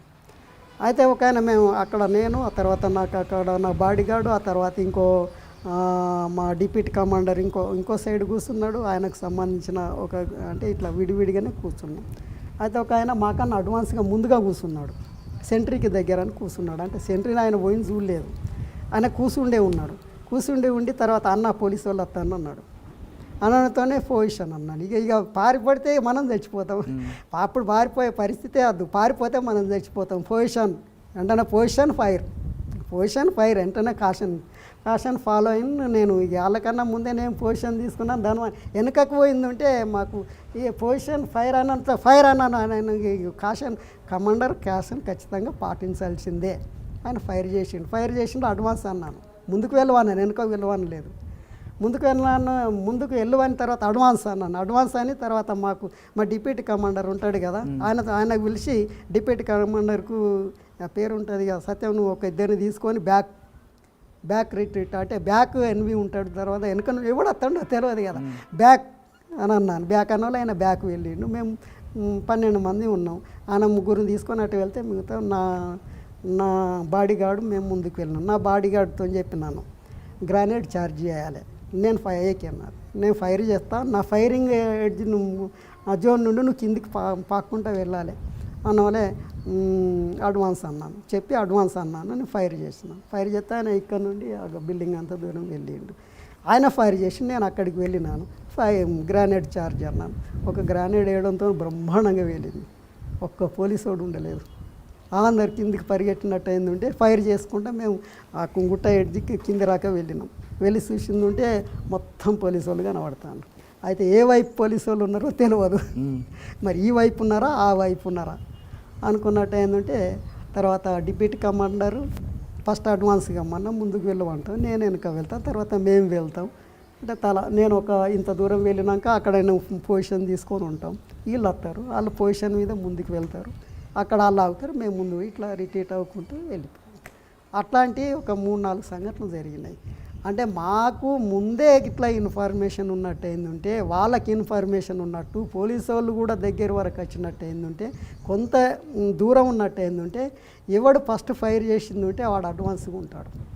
అంటే వాళ్ళు సేఫ్టీ తీసుకోవాల్సి వస్తుంది, ఆత్మరక్షణకు వాళ్ళు వెళ్ళవలసి వస్తుంది. వాళ్ళు ఇట్లా ఫైర్ చేసిందంటే వెనుకకు పరిగెచ్చినోడు చచ్చిపోతాడు. వెంటనే నువ్వు ఆత్మరక్షణ తీసుకో అంటే సేఫ్టీలోకి వెళ్ళిపోయినట్టు ఏంటంటే ఎన్కౌంటర్ జరగదు, ఇరువైపులా జరగదు. అయితే అనుకోకుండా ముందే ఆడ ఫైర్ చేసిండు అనుకోండి ఎన్కౌంటర్ అవుతుంది. వాళ్ళు ఎందుకంటే వాళ్ళు తెలిసి వచ్చిండ్రు కదా, అవును, తెలిసి వచ్చింది కనుక అట్లా అయ్యే అవకాశాలు ఎక్కువ ఉంటాయి అన్నట్టు. తర్వాత ఇంకొకటి ఎంత తెలిసినా కూడా అక్కడ ట్రైబల్ ఇట్లా సహకరించకపోయింది ఉంటే ఎన్కౌంటర్ అనేదే కాదు. పోలీసు వాళ్ళకు తెలుసు, పోలీసు వాళ్ళు ఎక్కడున్నారో మా పార్టీకి తెలుసు, దళాలకు తెలుసు, కానీ దళం ఎక్కడుందో పోలీసు వాళ్ళకు తెలియదు. అయితే దళాలు ఇక్కడ అంతా ఉన్నది దానికి తెలుసు, ఏ పాయింట్లు ఉన్నారో తెలియదు. అట్లా అన్నట్టు అది జనం సహకారం లేకపోయింది ఉంటే అక్కడ ఎన్కౌంటర్లు జరగవు. అన్న ఇప్పుడు మొత్తం మీ ప్రయాణం పెద్దపల్లి నుంచి పెద్దబయలు వరకు వచ్చింది. పెద్దబయలు కోరుకొండ ఏరియా వరకు వెళ్ళింది. కానీ ఇక్కడ మీ ప్రేమ వ్యవహారం, మీ పెళ్లి వ్యవహారం చెప్పండి. ఆ తర్వాత ఆమె గొలిగొండ మండలం లోపల వాళ్ళ తండ్రి అటెండర్. గొలిగొండలో మా పార్టీ ఆర్గనైజేషన్ మండలం అది. అప్పుడు కొద్దిగా రాజశేఖర్ రెడ్డి వచ్చినాక లీగల్ యాక్టివిటీస్ ఉండే కదా, చర్చలు అనే పేరు 2004 లోపల అప్పుడు చర్చలు ఉన్నది కదా. ఆ చర్చలు అప్పుడు ఏందనంటే పెద్ద మొత్తం లోపల లీగల్ యాక్టివిటీస్ ఉండే. అప్పుడు పోలీసు వాళ్ళు చూసినా కూడా ఏమన్నా పోదురు, అంటే ఫైరింగ్ జోన్ వరకు వచ్చినా కూడా చూసుకుంటా వాళ్ళు వెళ్ళిపోదురు, చూసుకుంటా వీళ్ళు వెళ్ళిపోదురు. మ్యాచ్ ఫిక్సింగ్ అంతే. ఫైరింగ్ జోన్ వరకు కూడా వస్తారు, అంతంత దూరం వచ్చినా కూడా ఏమనకపోదాను అన్నాడు. ఎందుకంటే ఇక పైనుండి వాళ్ళకు ఉన్నటువంటి ఆదేశాలు ఇక ఏమన్నారు అన్నటువంటి ఆలోచనతో అట్లా కొద్దిగా లూజు. చర్చలు అనే కాలం అనేది పార్టీకి ఉపయోగపడింది, నష్టం జరిగింది, రెండు జరిగినాయి. ఎందుకంటే ఉపయోగపడింది అన్నట్టు జనములకు పోయి మన వాయిస్ వినిపించే కొరకు ఉపయోగపడింది ఒకటి. తర్వాత రహస్య పద్ధతి అనేది కొద్దిగా బహిర్గతం అయిపోయింది, అది పోలీసులకు ప్లస్ అయింది. ఎట్లా ఏంటి యాక్టివిటీస్ ఎట్లుంటాయి ఏంటిది అన్న నుంచి కొద్దిగా బహిర్గతం అయిపోయి అది ఆ గవర్నమెంట్ నిర్బంధం పెంచినా కూడా ఈ రహస్య పద్ధతి లోపల నిర్మాణాన్ని ఎలాగో అయితే అప్పటికీ నిర్మాణంలో ఉన్నటువంటి రహస్యంగా ఉన్నటువంటి నిర్మాణం కూడా బయటకు వచ్చింది. వాళ్ళందరూ ఎక్స్పోజ్ అయ్యిండ్రు. ఎక్స్పోజ్ కావడంతో ఇక పోలీసు వాళ్ళకి ఎవడేవాడు అప్పుడు ఉదాహరణకి ఒక సర్పంచ్ ఉంటాడు, ఆయన నిజంగానే ట్రైబల్ ఏరియా ఉన్నప్పుడు ఆయన సర్పంచే, కానీ ఆయన మా పార్టీకి సభ్యుడు అయి ఉంటాడు, అంటే రాష్ట్రంగా ఉంటాడు. బయట ఉన్నటువంటి సమాచారం అంతా సేకరించి పట్టుకొని వస్తాడు. ఓహో పలాని సర్పంచ్ అలవాడే, ఇంతకుముందు మన దగ్గర మంచిగానే తిరిగిండు, కానీ మన సమాచారం అంతా సేకరించి మాత్రం అక్కడనే ఇచ్చిండు. ఆయనను రేపు ఏం చేస్తారు, ఏదో సందర్భం లోపల మోతి పారేస్తారు, లేకపోతే అట్లా నష్టం జరిగింది. అయితే ఇప్పుడు గొల్లిగొండలో కోరుకొండ గొలిగొండలో ఈ లీగల్ యాక్టివిటీస్ ఉంది. తర్వాత గొలిగొండ చింతపల్లి లోపల ఈ బహిరంగ సభలు పెట్టడం, అటు జీమడుగుల ఆ ఏరియా లోపల ఇట్లా బహిరంగ సభలు, తర్వాత క్యాంపెయిన్స్ ఇట్లా జరగడంతోనే ఈమె కొద్దిగా ఆ పాటలకు ఆ వీటికి కొద్దిగా అట్రాక్ట్ అయ్యి గొలిగొండలో కూడా వీళ్ళు ఉండడంతోనే కొద్దిగా అట్రాక్ట్ అయ్యి ముందు ఈ జననాట్య మండలి దళంలోకి వచ్చింది. జననాట్య మండలి దళం నుండి ఈ ప్రచారం చేస్తున్నటువంటి కార్యక్రమం లోపల నువ్వు దళంలో పోతావు అంటే పోతా, అన్నీ మంచి పోతా అంతే మంచి. అప్పుడంతా నేను వెళ్ళను అనే వాళ్ళు ఎవరు లేరు, ఏంటిది విషయం తెలియకుండా ఆ పాటలను ఇన్స్పైర్ ఇచ్చినటువంటి వాళ్ళు కూడా ఉన్నారు. అట్లా వచ్చి అట్లా తాండవ దళంకి వచ్చింది. తాండవ దళం ప్రకాష్ అనేటైన కమాండర్ ఉంటాడు, ఆయన ఆధ్వర్యం లోపల. ఆయన వచ్చినాక తర్వాత ఆమె దళ సభ్యురాలుగా చేర్చుకొని ఒక 4-5 నెలలు అట్లా వాళ్ళ దళంలో తిరిగినాక మా దళంకు గంగన్న అంటే ఈయనే కేశవరావు, ఆయన మా దళానికి కాంటాక్ట్కి వచ్చేటప్పుడు వీళ్ళని వెనక తీసుకున్నారు. ఒక దళం ఆయనకు సెక్యూరిటీగా వెళ్తాయి. ఆ మా దళం కాంటాక్ట్కి వచ్చినప్పుడు ఈవెన్ మీ దళంలో ఉంచుతాం అని చెప్పడంతోనే సరే అని అన్నాం. మా దళం లోపల కంటిన్యూ అవుతున్నటువంటి క్రమం లోపల ఏందనంటే ఇక పెళ్లి చేసుకోవాలన్నటువంటి ఆలోచన అప్పటికి లేకుండే, చేసుకున్నాం పాటు అందరికి. అప్పుడు చంద్రమౌళి చేసుకున్నాడు, ఆయనే అప్పుడప్పుడు మేము కొద్దిగా క్లోజ్గా ఉందాం, గేలు చేసినట్టు, నాకన్నా పెద్ద వయసు కాదే నేను పెళ్లి చేసుకున్నాను నువ్వెందుకు చేసుకున్నాను అట్లా ఓడిసేవాడు. చంద్రమౌళి ఆయన బాగా క్లోజ్ ఉన్నట్టు. ఇక్కడ నుంచే మేము దగ్గర కదా, ఇట్లా నేను చేసుకున్నా కదా నువ్వెందుకు చేసుకోవాలి ఇట్లా పడుతూ ఉంటే నువ్వు చేసుకుంటే పెద్ద తలనొప్పి, దళం లోపల మనం దళాన్ని నడిపించడం కష్టమవుతుంది. ఆమెకేమో సమస్యలు ఉంటాయి, ఆ సమస్యలు దళ కమ్మడారని మనకు చెప్పుకుంటుంది.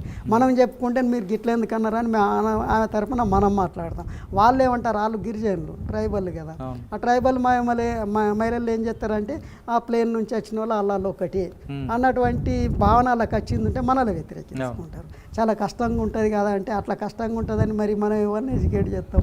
మరి కష్టం కదా మరి అన్నట్టు ఏంటంటే ఏమో చూద్దాం ఏమి ఇంత చదువుకున్నది కదా రేపు దేమన్నా నీకు ప్రమోషన్ వచ్చి వెళ్ళినట్టు ఏంటంటే ఆమె దళమున ఇవ్వాలని అనుకున్నట్టు ఏంటంటే కష్టంగా ఉంటుంది కదా వేరే ట్రైబల్ అమ్మాయిని చేసుకున్నట్టు ఏంటంటే ఆమె ఉంటుందో పోతుందో తెలియదు అనేది అనేసి ఏదో సంభాషణ మొదలు పెడితే అది కూడా నిజమే అనుకొని కొన్ని రోజులకు ప్రపోజల్ పెట్టిన పార్టీ ముందు ప్రపోజల్ పెడితే మొదలు ఊహు అన్నది ఆ తర్వాత నీ ఇష్టం అన్నాక తర్వాత మరి కమాండర్ కదా ఇక మరి నాకు కూడా బాగానే ఉంటుందని ఒప్పుకున్నాక పార్టీ వాళ్ళే పెళ్లి చేసారు 5-6 నెలలు చూసినాక తర్వాత వెంటనే చేయరు.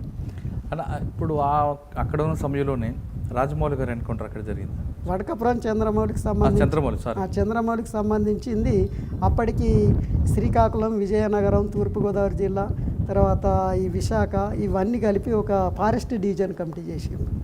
ఒరిస్సా మల్కన్గిరి ఇదన్నీ చూసుకొని తర్వాత ఫారెస్ట్ డివిజన్ కమిటీ సెక్రటరీగా నన్ను పెట్టిండ్రు. ఆయన అనారోగ్యంతో హాస్పిటల్కి వచ్చినట్టు ఏంటంటే ఈ హాస్పిటల్కి వచ్చినప్పుడు కొరియర్ కాంట్రాక్ట్ ఉంటారు కదా, అయితే ఆ కొరియర్కు ఇంకొక కొరియర్ ఉంటాడు.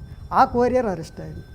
అరెస్ట్ అయిన ఆయన చిత్రాంశాలు పెట్టిందంటే ఈ కొరియర్ పేరు చెప్పిండు. ఈ కొరియర్ను అరెస్ట్ చేసి నన్ను ఎన్కౌంటర్ చేసిండు. ఫస్ట్ కొరియర్ను ఎన్కౌంటర్ చేసిండు. ఈయనను ఎన్కౌంటర్ చేసిందంటే ఈయన ఏం చేసిండు పలానా హాస్పిటల్లో ఉన్నదని చెప్పడంతో ఆయన ఎన్కౌంటర్ చేసి ఇన్ఫర్మేషన్ మళ్ళీ ఎక్కడ పొక్కకుంటే ఎక్కడ చంద్రమౌళి గారిని ఎక్కడ తీసుకొచ్చారు, ఎక్కడ అరెస్ట్ చేశారు? ఇది ఒరిస్సాలో డాక్టర్ దగ్గర ట్రీట్మెంట్లు ఉన్నప్పుడే ఆయనను ఐడెంటిఫై చేసి అంటే ఈ కొరియర్ ఉంచినాక ఆయనను పట్టుకొని తర్వాత అక్కడ నుండి అక్కడ ఉన్నటువంటి ఆ పోలీసు వాళ్ళకు తెలియదు, ఆ డాక్టర్లకే తెలియదు. అరే గీనని ఎందుకు పట్టుకపోతున్నావు అంటే అంగబెట్టి 4 గుద్దిండ్రట పట్టుకొని వచ్చిండట.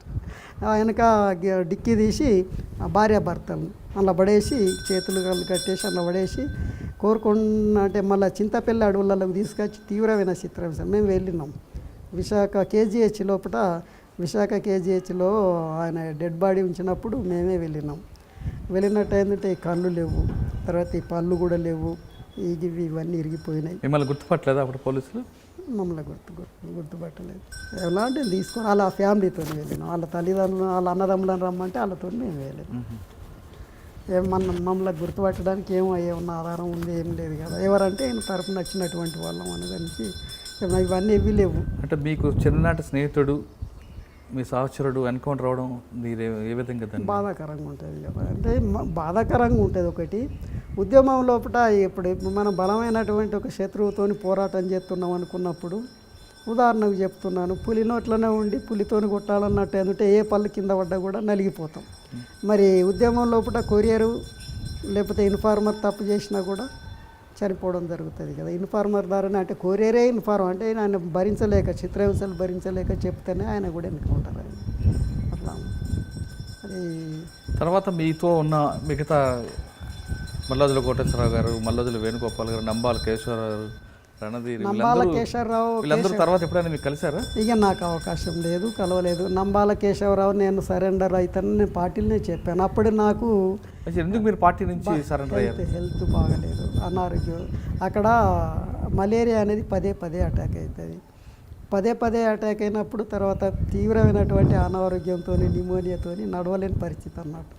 నడవలేని పరిస్థితులప్పుడే రామ్దేవ్ అక్కడ పార్టీ ఆర్గనైజేషన్కు బాధ్యత తీసుకుంటానికి వచ్చిండు. అయితే ఆయన కూడా ఉన్నాడు.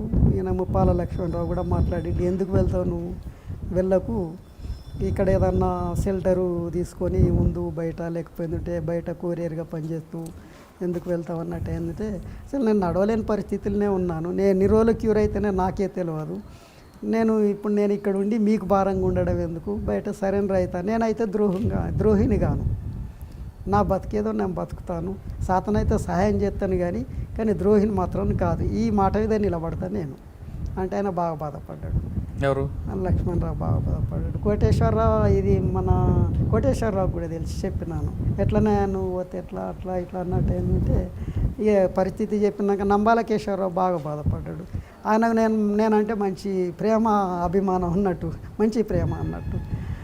ఎట్లనే బాబన్న ఎట్లా ఆలోచించు అని అంటే నా పరిస్థితి ఇది అని అన్నట్టు ఏంటంటే ఇక ఆయన ఏమని ఇక నీ ఇష్టం నేను లాస్ట్ నీ ఇష్టం అన్నారు. అట్లా అనుకుంటే ఒక 6 నెలలు ఉన్నాను అట్లనే, ఏం కదలలేని పరిస్థితి. ఇద్దరు అనారోగ్యం, ఆమె అనారోగ్యరాలే నేను అనారోగ్యం. ఇక ఈ పరిస్థితుల్లో సరెండర్ అవుతానని అన్నాక తర్వాత ఇక నీ ఇష్టం అని ఇక నీ అని మాకే వదిలిపెట్టిండ్రు. అప్పుడు మాకు ఒక 10,000 ఇచ్చిండు. మరి పైసలు అంటే మీరు ఎంత ఇస్తా అంత తీసుకుపోతాను. నా దగ్గర తెలుసు, నా డంపులే నా దగ్గరనే ఒక 30-40 లక్షలు ఉన్నాయి. నాకు తెలుసు, వాళ్ళకు కూడా తెలుసు. వాళ్ళకు కూడా తెలిసిన నేను ఇక వాళ్ళకు ఆ నమ్మిక ఉంది. ఆ తర్వాత కొంత మిలిటెంట్స్ని కలిసిందంటే ప్రజల్లో మనకు ఉన్నటువంటి మంచితనం ఏం చెదిరిపోలేదు, పార్టీ కూడా మీ గురించి ఏం అనదు అనేది తెలిసి. ఎవరి ద్వారా మీరు సరెండర్ అయ్యారు? నేను అక్కడి నుండి చక్కగా కరీంనగర్ వచ్చినాను. కరీంనగర్ వచ్చినట్టు ఏంటంటే మా రిలేటివ్ తెలుగుంటున్న మా రిలేటివ్ ఉంటాడు, ఆయన సర్పంచ్. ఆయన సుద్దాల దేవయ్య మంత్రి ఉండే, తెలుగుదేశం అప్పుడు జెడ్పీ చైర్మన్గా కూడా ఉండే. సుద్దాల దేవయ్యకు ఈయన దగ్గర ఉంటాడు, ఈయన బాగా దగ్గర ఉంటాడు. దగ్గర ఉంటే అప్పుడు కెప్టెన్ ఆయన రత్నారెడ్డి ఉండే. ఆయన People's War party, Maoist party అంటేనే అగ్గి, ఎవరిని సరెండరు సరే నువ్వు అయితే మీరు చస్తారా మమ్మల్ని చంపుతారా, మిమ్మల్ని అయితే మేము చంపుతామనే పద్ధతులనే ఉండు. బాగా రత్నారెడ్డి గారు సరెండర్ అంటేనే సరెండర్ కావాల్సిందే అన్నట్టుగా మాట్లాడు, అంత సీరియస్గానే ఉండు. అంటే ఫ్రెండ్లీ పోలీస్ అని తర్వాత వచ్చింది, కానీ అంతకుముందు సీరియస్గానే ఉందరు. ప్రతి ఆఫీసర్ సీరియస్గానే ఉండు, ఎవడో రత్నారెడ్డి గారు కూడా సీరియస్గానే ఉండు. అయితే ఈయన సరెండర్ చేసుకుంటాడో లేదో కష్టం కదా అన్నటువంటి ఆలోచనతో మాట్లాడి కరీంనగర్ ఎస్పీ ఆయన ఎస్పీగా ఉండే. ఇక మాట్లాడితే తర్వాత సరే అని ఈ సుద్దాల దేవయ్యతో మాట్లాడిండు, మా అన్నయ్య అవుతాడు. ఆయన పోయి మాట్లాడిందంటే మరి ఆయన ఆ సార్ దగ్గర పోయి మాట్లాడిన కష్టం అంటే మా తమ్ముడైనా మరి ఏం చేస్తామని అన్నట్టు ఏంటంటే సొంత తమ్ముడైనా అంటే మా తమ్ముడే అని అన్నాడు. అంటే ఆయన రిస్క్ తీసుకొని ఎస్పీ దగ్గరికి పోయి సార్ మీకు మంచిది అంటే మీకు మంచి పేరు వచ్చేదే, నాకు చిన్న పని చేయాలి అని ఇట్లా ఆయన నా తర్వాత చెప్పిండు. ఆయన చెప్తేనే నాకు తెలుసు, సార్ మీకు మంచి పేరు వచ్చేదే, తర్వాత నాకు ఒక సాయం చేయండి. ఏంటో మీరు ఎట్లా మాట్లాడుతున్నాను అన్నట్టు ఏంటంటే మావాడే ఆయన పార్టీ నుండి సరెండర్ అవుతాడు, పలానా ఆయనే. ఎవరు అంటే మీరు మీరు మీరు మాట ఇస్తే నేను పేరు చెప్తాను, మీరు మాట ఇవ్వకపోతే నేను పేరు చెప్పి బదనాం చేయడం ఎందుకు, ఆయన ఉంటాడో పోతాడో, ఇప్పుడు మీరు మాట ఇస్తే నా జిమ్మదారి తీసుకొస్తాను అనే పద్ధతిలో మాట్లాడితే సరే నేను మాట ఇస్తాను, ఇక మీరు వచ్చింది కదా అన్నాక పేరు చెప్పినాను. పేరు చెప్పినాక సరే రమ్మన్నాం. 2-3 రోజుల తర్వాత వెళ్ళినాక చూసిండు. చూసి నా ఆకారాన్ని అదంతా చూసి ఏమే నువ్వేమో నక్సలైట్వే అన్నాడు. నువ్వేమో నక్సలైట్వే అంటే సార్ నా పరిస్థితే గిట్లుంది, నేను గిట్లా నా పరిస్థితి గిట్లా అన్నట్టు ఏంటంటే ఏం చేసినావు ఏంటిదని అడిగినాక చెప్పినాను. ఆయన ఏకే పట్టుకొచ్చిండు, చూపించాను. ఎవరు? రత్నారెడ్డి గారు ఏకే పట్టుకొచ్చి చూపించిన. నువ్వు ఏకే అన్న పార్టీలో ఏకేలు ఉన్నాయా అంటే ఉన్నాయని అన్నాను. ఉన్నాయంటే మరి మాకు ఇన్ఫర్మేషన్ లేదు కదా అని అన్నాను. అంటే దళాలలో వాటి 303లు మస్కట్లు ఇక ఇవే ఉన్నాయి, తపంచాలు ఉన్నాయని తెలుసు కానీ ఏకేలు ఉన్నాయని తెలియదు. ఏకే అంటే నీకు తెలుసా అంటే తెలుసు అన్నాను. అన్నట్టు అంటే ఏకే తెప్పించిండు, అని తెప్పించి చూపించిండు. ఇది ఏంటంటే బట్ట ఏకే సార్ అన్న, ఫోల్డ్ ఏకే ఉంటుంది, బట్ట ఏకే ఉంటుంది. ఇది బట్ట ఏకేనా ఇంకోటి తెప్పి చూపించిండు, అది ఫోల్డ్ ఏకే, ఇది ఫోల్డ్ ఏకే సార్ అన్న వాళ్ళనే. ఏమన్నా నువ్వు ఆడిడ చెప్పి వింటే అంటే వినవచ్చు కానీ అసలు పార్టీల్లో ఏకేలు లేవు కదా అని ఆయన ఇప్పిండు. నా మనసులో నన్ను ఇప్పి పెట్టిన దానికన్నా నీకన్నా ఒక 5 నిమిషాలు ముందు నేను పెడతాను నేను మనసులో అనుకున్నా, కానీ చెప్తే బాధపడతాడు. ఇక ఆయన ఇప్పిండు చూపించిండు.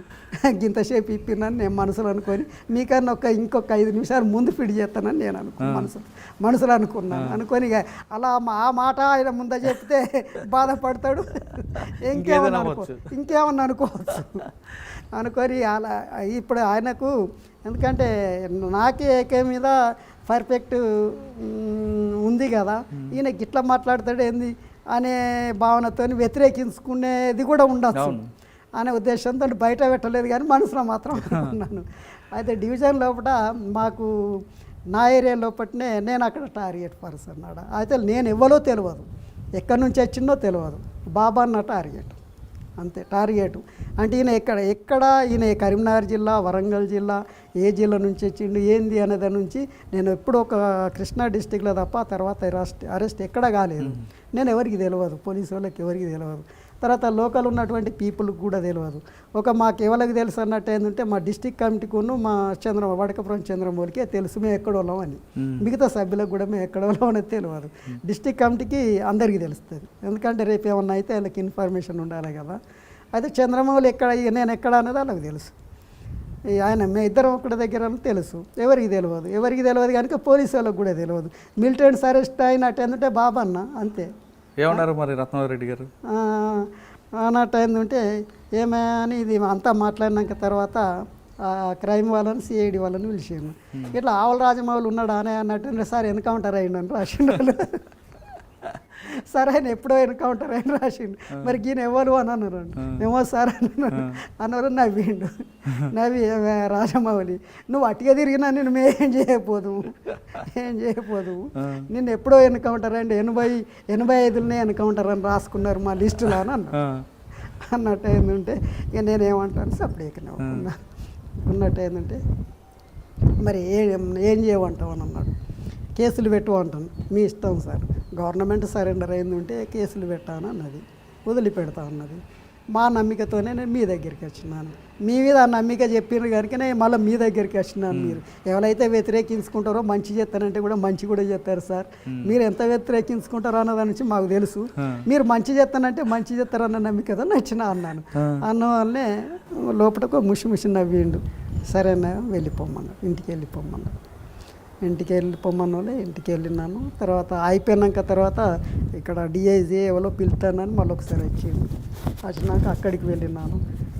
వాళ్ళ సికింద్రాబాద్లో ఎక్కడ వాళ్ళది ట్రైనింగ్ సెంటర్ ఏదో ఉంటుంది చూడండి, అయితే అక్కడికి పిలిచిండ్రు. అక్కడికి పిలిచి ఆ ట్రైనింగ్ ఎస్ఐలు సిఐలు డిఎస్పీలు అంతా ఉన్నారు. ఆయన పొడుగ్గా ఉంటాడు ఒక ఎస్పీ ఆయన వాళ్ళకి ట్రైనింగ్ ఇచ్చేట ఆయన. మాట్లాడి ఏమే రాజమౌళి నీ అనుభవం అంటే ఒకసారి వాళ్ళకి చెప్పు అని అన్నాడు. ఒక గంట సేపు మాట్లాడినాను. మాట్లాడితే ఇటు ఒరిస్సా నుండి ఒరిస్సా నుండి మహారాష్ట్ర నుండి ట్రైనింగ్కి వచ్చిన వాళ్ళు ఉన్నారు. మళ్ళీ వాళ్ళ అడవులకి వెళ్ళాలి. ఒకసారి ఇందులో మాట్లాడారంటే నాకు స్పష్టంగా రాదు అని అంటే సరే అన్న. ఇక అన్నాక ఆ నుంచి మళ్ళీ ఐజీ ఆఫీస్కి వచ్చినాక ఆ నుండి తర్వాత బస్ ఎక్కి ఇంటికి వచ్చేసినాను. మధ్యలో ఒరిస్సాలు కూడా వచ్చింది. ఒరిస్సా నుండి కూడా స్కాడ్ వచ్చింది, పర్మిషన్ తీసుకొని వచ్చింది. అంటే ఒరిస్సాలో ఒక దళంపై ఎన్కౌంటర్ చేస్తే ఒక హెడ్ కానిస్టేబుల్ చచ్చిపోయాడు. మా ఆధ్వర్యంలో చచ్చిపోతే ఆ కేసు నా మీదనే బాబాన్న పేరు మీదనే పెడతారు. నా అసలు పేరు ఎవరికి తెలియదు. ఆ పేరు మీద పెట్టిందంటే వాళ్ళు పర్మిషన్ తీసుకొని ఇక్కడికి ఒక 18 మంది వచ్చారు. ఎస్పీ ఆఫీస్ ముందు పడుకున్నారు. అయితే నేను ఎస్పీ హెడ్ కానిస్టేబుల్ పంపిండు. గోదావరి కానీ లోపల ఉంటే అనారోగ్యంతోనే ఉంటే అక్కడికి వచ్చిండు. అడ్రస్ చెప్పినాను. ఆడికి వచ్చిండు. రాత్రి 11-12 వచ్చిండు. ఈ రాత్రి 10-11 వచ్చినావు ఎందుకని అన్నట్టు ఏంటంటే ఇట్లా ఎస్పీ రమ్మన్నాడు, నేను తీసుకువెళ్తానంటే మరి ఏమన్నా చంపేస్తారా చెప్పరాదు, మరి అందరికీ చెప్పేస్తా అంటే ఏ సంపుడికి ఇప్పుడు కాదే ముందు అయితే రా అని అన్న వాళ్ళనే వెళ్ళినాక తెల్లారి ఎస్పీ గారికి గెలిచినట్టు ఏంటంటే ముందట ఎవరు ఉన్నారు అని అడిగాను. ఎవరో సార్ మరి ఒక 10-18 మంది అయితే పోలీసు వాళ్ళు ఉన్నారు అన్నాడు. చూసినావా అని అన్నాడు. చూసినా సార్ అని అంటే ఒరిస్సా నుండి వచ్చిండ్రు అని అన్నాడు. నీకోసం వచ్చిండ్రు ఒరిస్సా నుండి ఏం చేయమంటావు అని అన్నాడు. మీ ఇష్టం సార్, మీ ఆయన రత్నారెడ్డి, మీ ఇష్టం సార్, ఇక నేనేం చేస్తాను అని అన్నాక ఎవడికి చెప్పక సపరేట్కి వెళ్ళిపో, ఎవడికి చెప్పకు, అక్కడ ఎవడికి కలవకు. అలా సిఏ ఉంటాడు, సిఏ పక్కకు సెక్షన్లో కూర్చున్నాయని ఉంటాడు. ఆయనను పిలిచి ఈయన చక్కగా గేట్ బయటికి వెళ్ళరాక ఏమడగకుండా పంపించామన్నాడు అన్న వల్లనే ఆయన ఆ గేట్ కాడనే వెళ్ళరాక ఆడ నిల్చున్నాడు. బయటికి వెళ్ళిపోయాను. ఆ తర్వాత లోకల్ పోలీసులు నేను ఆ తర్వాత ఈ అంటే ఇటు 82-83 అక్కడ సారా ఉద్యమం జరిగి అప్పుడు సారా ఉండే లిక్కర్ ఇది ఆబ్కారీ సారా జరిగినప్పుడు ఇక్కడ మేము పెద్ద మొత్తంలో బంద్ పెట్టించినటువంటి కేసులు ఉన్నట్టు ఏంటంటే దేవేందర్ రెడ్డి ఏరియాలో ఉన్న తర్వాత వడకపురం ఈ చుట్టుపక్కల ఏరియాలు అన్నీ కూడా మా మీదనే కేసులు పెట్టిండ్రు. అయితే అక్కడ ఏంటంటే ఆర్మ్స్ తర్వాత టాడా కేసు, దేశద్రోహం కేసులని ఇవన్నీ ఒక 10-15 కాలం పెట్టిండు. అవన్నీ కూడా ఒకసారి చెప్పిండు, ఇవన్నీ కూడా నీ మీద కేసులు ఉన్నాయి అని. వీళ్ళు ఏం చేసింది, ఇక్కడ వీళ్ళు సారా కేసులు పెట్టుకుంటూ కూడా అప్పుడు టాడా యాక్ట్ ఉండేది. ఆ టాడా యాక్ట్ కూడా పెట్టిండ్రు. అవి పెట్టినప్పుడు ఈ పోలీసు వాళ్ళు అరెస్ట్ చేసిండ్రు, జైలుకు పంపించారు. ఆ యాక్ట్ కిందనే అప్పుడు రత్నారెడ్డి గారు ట్రాన్స్ఫర్ అయ్యిండు. అయితే కేసు పెట్టిందంటే కరీంనగర్ జైల్లో ఒకటి 1 నెల రోజులు ఉన్నాను. 1 నెల రోజులు ఉన్నాక తర్వాత నేను అడ్వకేట్ని పెట్టుకున్నట్టు ఏంటంటే నాకు బెయిల్ ఇవ్వడం లేదు. ఫస్ట్ బెయిల్ పిటిషన్ వేసిందంటే ఇవ్వలేదు. రెండోసారి వేసిండు ఇవ్వలేదు. ఉమ్. మా వకీల్నే పిలిచి నన్ను జైలుకు. నాకు ఎందుకు బెయిలిస్తలేరు చెప్పు. నేను అప్పుడు ఇక్కడ ఈ లొల్లి ఏందని ప్రజాప్రతినిధిగా ఎంపీటీసీగా గెలిచినాను. ఎంపీటీసీగా వేసి ఈ లొల్లి ఏంది ఓసారి ఇష్టం లేకుండా ఒకసారి అయితే ఉందామని ఉన్నాను. నేను ఇప్పుడు ప్రజెంట్ ఎంపీటీసీని గెలిచినటువంటి నాకు ఎన్నికలకు సంబంధించిన సర్టిఫికెట్ ఉంది. తర్వాత టాడా అనేది రద్దు చేసిండ్రు కదా, ఇప్పుడు ఆబ్కారీ లేదు, అది కూడా రద్దు చేసిండ్రు కదా. ఇవన్నీ చెప్పడానికి నీకేమైందా వకీలు భలేవాడి ఉన్నట్టు నాకెందుకు ఏరు అని నేను ఇట్నే అన్నాను. నీగో మీతో పెట్టుకోవడం కాదు, గదే కాదు, నువ్వు ఇవన్నీ కూడా నేను రాసిస్తానన్ను ఇవన్నీ కూడా నీ పిటిషన్ లోపల మళ్ళీ ఇది మేజిస్ట్రేట్ దగ్గర నువ్వు బెయిల్ పిటిషన్ వేయి. వీటిలో వేసింది ఉంటే ఒప్పుకోరు అన్నట్టు అయిందంటే మళ్ళీ నేను మాట్లాడతాను, నేను మేజిస్ట్రేట్తో మాట్లాడతాను, నాకు బెయిల్ ఎందుకు ఇయ్యరు. నేను ఎక్కడ అబ్స్కాండింగ్లు ఉంటే వీళ్ళు పట్టుకొచ్చిండ్రు, ఇంటికాడ ఉన్నోని పట్టుకొని పోయి అబ్స్కాండింగ్ అని మీకు చూస్తాను కదా. నేను ఇగో ఎంపీటీసీని, నేను మా మండలంలో నేను రాసి వివరాలన్నీ రాసి ఇవన్నీ నువ్వు కోడ్ చేసి పెట్టానన్నది వెంటనే ఇచ్చేసాను. ఇచ్చేసి అప్పటి నుంచి ఏం చేస్తున్నారు మీరు? ఏం లేదు, నా ప్రధాన ఉద్దేశం ఏంటంటే మనం ఊగనికి ద్రోహం చేయొద్దు మనం. ఎందుకంటే ఇప్పుడు మీ జీవన విధానం ఏంటి? వ్యవసాయం చేస్తాను నేను. ఇప్పటికీ వ్యవసాయం చేస్తాను. కౌలుకు తీసుకున్నాను, 4-5 ఎకరాలు కౌలుకు తీసుకున్నాను. నాకు 1 ఎకరం ఉంది. తర్వాత ఈ గవర్నమెంట్ అప్పుడు పార్టీ గవర్నమెంట్ నుండి ఏది ఆశించకూడదు, తర్వాత డబ్బులు తీసుకోవద్దు, ఏ పరికరాలు తీసుకోవద్దు, భూమి తీసుకోవద్దు, జీబులు ఇట్లా ఇస్తూ ఉండే తీసుకోవద్దు అన్నది నుంచి ఒకటి ఉండే. దాని మీద తిరిగి చర్చ జరిగి బయట వనరులను మనం నిర్బంధించకూడదు, ఇస్తే తీసుకొని మనకు వ్యతిరేకంగా ఉండపోతే అయిపోతుంది, సానుభూతులు ఉంటే సరిపోతుందని మళ్ళీ దాన్ని విడ్రా చేసుకున్నాక తర్వాత నేను ఎంపీటీసీగా ఉన్నప్పుడే మా ఎంఆర్ఓ కానీ ఎంపీడీఓ కానీ మంచిగా ఉండేది. నేను నక్సలైట్ నన్ను తెలుసు, వాళ్ళకు తెలిస్తే వాళ్ళే అన్నారు, అందరు తీసుకుంటాను నువ్వు కూడా 5 ఎకరాలు పెట్టుకోరాదు, నీ భార్యకో 2 ఎకరాలు నీకో 2 ఎకరాలు ఇస్తాం చూసుకోమని అన్నట్టు ఏంటంటే నేను పెట్టుకున్నాను. అట్లా నాకు 4-5 ఎకరాలు ఇచ్చిండ్రు. ఆ 5 ఎకరాలు సాగు చేసుకుంటూ ఇంకొక 4-5 ఎకరాలు కౌలుకు తీసుకుంటూ నేను వ్యవసాయం చేస్తాను. తర్వాత నేను దున్నుతాను, నేను జంబు కొడతాను. ఇక నాటేందు నేను జంబు కూడా కొడతాను. తర్వాత పత్తిలో ఈ దవర కొడతారు కదా, దవర అంటే తెలుసుగా గొర్రె కొట్టడం అంటే, నాకు ఆ పరికరాలు నేను కొడతాను. మా ఊరు వాళ్ళందరికీ తెలిసి ఇల్లు వ్యవసాయం చేస్తాడని. ఎవరిని అడిగినా ఆయన ఆవుల రాజమౌళి ఏం చేస్తాడు అంటే ఆయన అంత వ్యవసాయం ఏం చేయమని అంటారు. అన్న, ఇప్పుడు మీకు మల్లోదుల కోటేశ్వరరావు గారు ఎన్కౌంటర్ విషయం తెలిసినప్పుడు ఏమనిపించింది? బాధ అనిపించింది. ఇక్కడ పెద్దపల్లికి వచ్చినాను, కార్యక్రమం అంతా అయిపోయే వరకు కూడా ఉన్నాను. ఇక అంతకుముందు మనం ఏం చేయాలి, అది కొంత పార్టీ నుండి అట్లా మాకు జనరల్గా పత్రికల్లో వచ్చినటువంటి వార్తలు అవన్నీ చూసినప్పుడు ఇక బాధపడడం తప్పితే మనం ఏం చేస్తాం. ఒక పార్టీకి నాయకత్వం వహించి ఉద్యమం నాయకత్వం లోపల ఒక ఉద్యమ నాయకుడు ఎదగడంటే అంత చిన్న విషయం కాదు.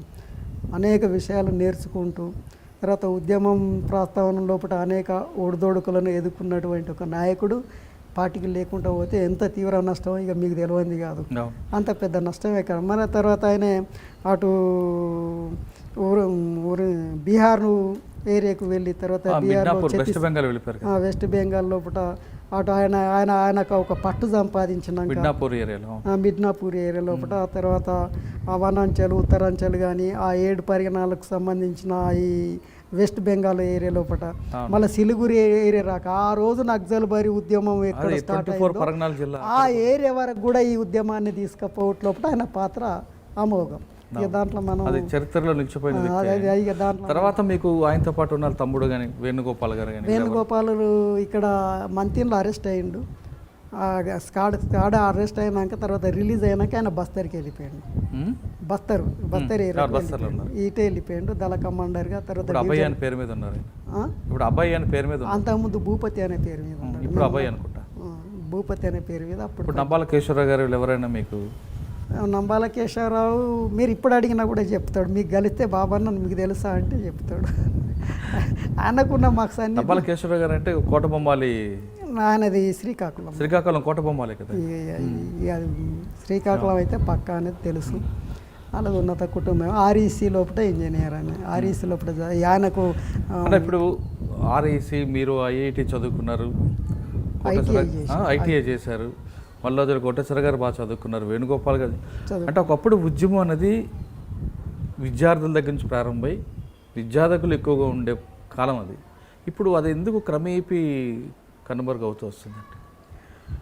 ఇప్పుడు అంటే ఉన్నత విద్య చదువుకున్న వాళ్ళు ఎక్కువగా అందులో ఉండేవారు, ఒక ఐడియాలజీ ఉండేవి అది. అయితే ఎప్పుడైనా కూడా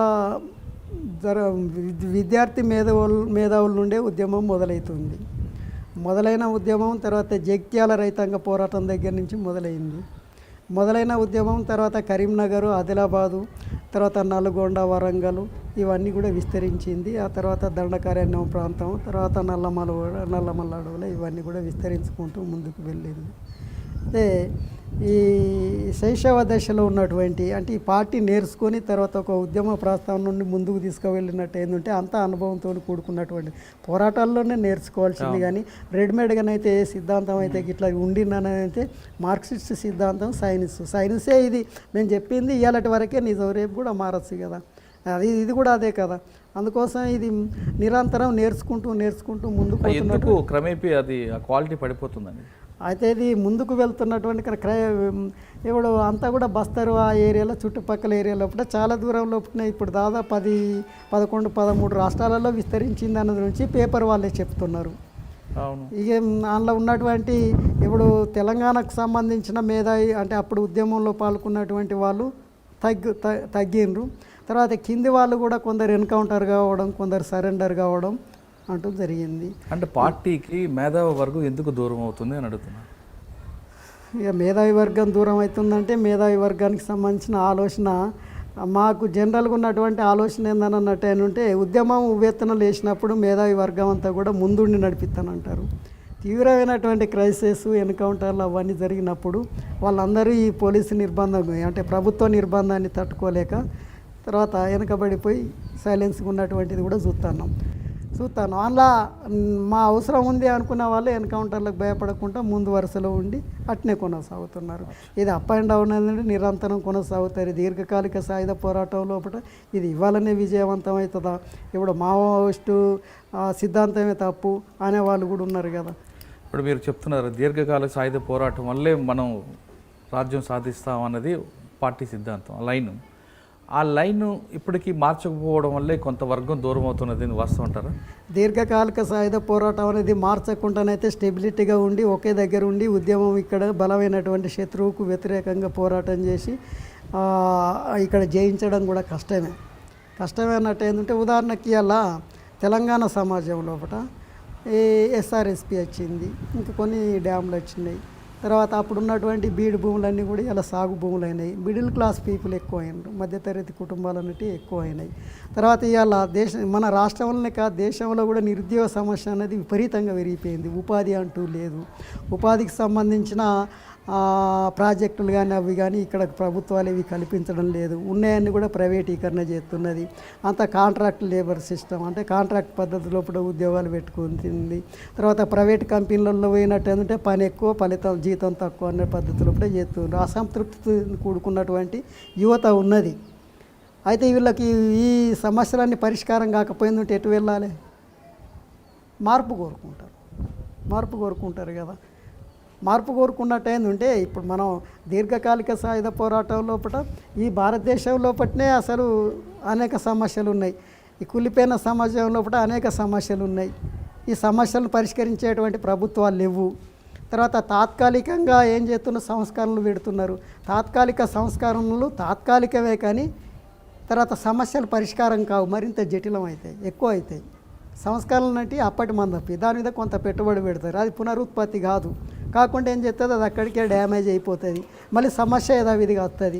వచ్చినప్పుడు మళ్ళీ సమస్య. అంటే మీరు చెప్తుంది మైదాన ప్రాంతంలో ఉన్న పరిస్థితులు అక్కడ ఉన్న మైదాన ప్రాంత ప్రజల మీద చెప్తున్నారు మీరు. నేను ఇంకొక క్వశ్చన్ అడుగుతున్నాను. అటవీ ప్రాంతంలో ఉన్న గిరిజనులు కానీ ఆదివాసులు ఎందుకు పార్టీకి దూరం అవుతున్నారు? అంటే కుల సంఘాలు అవ్వడం వల్ల? ఇప్పుడు ఇక్కడ మన భారతదేశం లోపల కుల వ్యవస్థ ఉన్నదని నుంచి వాస్తవమే. తర్వాత కుల వ్యవస్థలను ఈ ప్రభుత్వాలే పెంచిపోతున్నాయి. మన ప్రభుత్వం పెంచిపోషిస్తున్నాయి. తర్వాత మతాలను దేవుళ్ళని ఇవన్నీ కూడా పెంచిపోషిస్తున్నాయి. అంతా కూడా దేవుని దేవాలని ఇదంతా జరుగుతుందో అని అవ్వ మా కర్మ అని ఇవన్నీ కూడా ఉన్నాయి కదా. అయితే ఇవన్నీ కూడా అంత తొందరగా పోయేటటువంటి ఏం కాదు. మేధావి వర్గం ఇప్పుడు ఉదాహరణకు మనం మేధావులం అనుకునేటోళ్ళమే, తర్వాత చదువుకున్నటువంటి సార్లే ఇవాళ విద్యా వ్యవస్థ అనేది పూర్తిగా నిర్వీర్యం చేసిండ్రు. విద్యా వ్యవస్థనంతా ప్రైవేటీకరణ చేస్తున్నారు. తర్వాత ఇవాళ వాళ్ళ ఇవాళ నిజంగా కూడా పాలక వర్గాలను చూసినట్టు ఏంటంటే ఎట్లున్నారంటే ఉన్నోడే చదువుకోవాలి, లేనివాడికి చదివేనట్టు ఎందుకు. ఆ రోజు పురాణ కాలంలో కూడా వేదాలను ముట్టుకోవద్దు మైల అయిపోతాయంటే చదువును ముట్టుకోవద్దు ఇలా మైల అయిపోతుందని ఉన్నోనికే విద్యను కల్పిస్తుండ్రు. లక్షల కోట్లు పెట్టి ఎవడు చదువుతాడు కార్పొరేట్ చదువులో. ఈ ప్రశ్నలన్నీ పక్కన పెడితే మన పార్టీ గురించి మాట్లాడితే, పార్టీ ఎంచుకున్న లైను అంటే ప్రస్తుత పరిస్థితికి అనుగుణంగా మార్చకుండా పాత లైన్లోనే వెళ్ళడం వల్లే పార్టీకి కొంత నష్టం జరుగుతుంది, వాస్తవం. అయితే నాకు తెలిసి పార్టీ నిరంతరము మార్పుకు అనుగుణంగానే మార్చుకుంటుంది, నిర్మాణం జరుగుతుంది, వెళ్తుంది. ఇది ఫిలాసఫీ అంటే ఇది తప్పకుండా. తర్వాత ఏదో పిడిగా మేము అన్నదే కరెక్ట్ అనేటువంటి ఆలోచనతోనైతే మేము ఉన్నంత వరకు అయితే ఆ చర్చ అయితే లేదు. నిరంతరం మార్పు జరగాల్సిందే, మార్పుకు అనుగుణంగానే మన నిర్మాణ పద్ధతులు కూడా మార్చుకోవాలనేది అప్పుడు మేము ఉన్నటువంటి పరిస్థితిలో చర్చ జరిగేటువంటిది.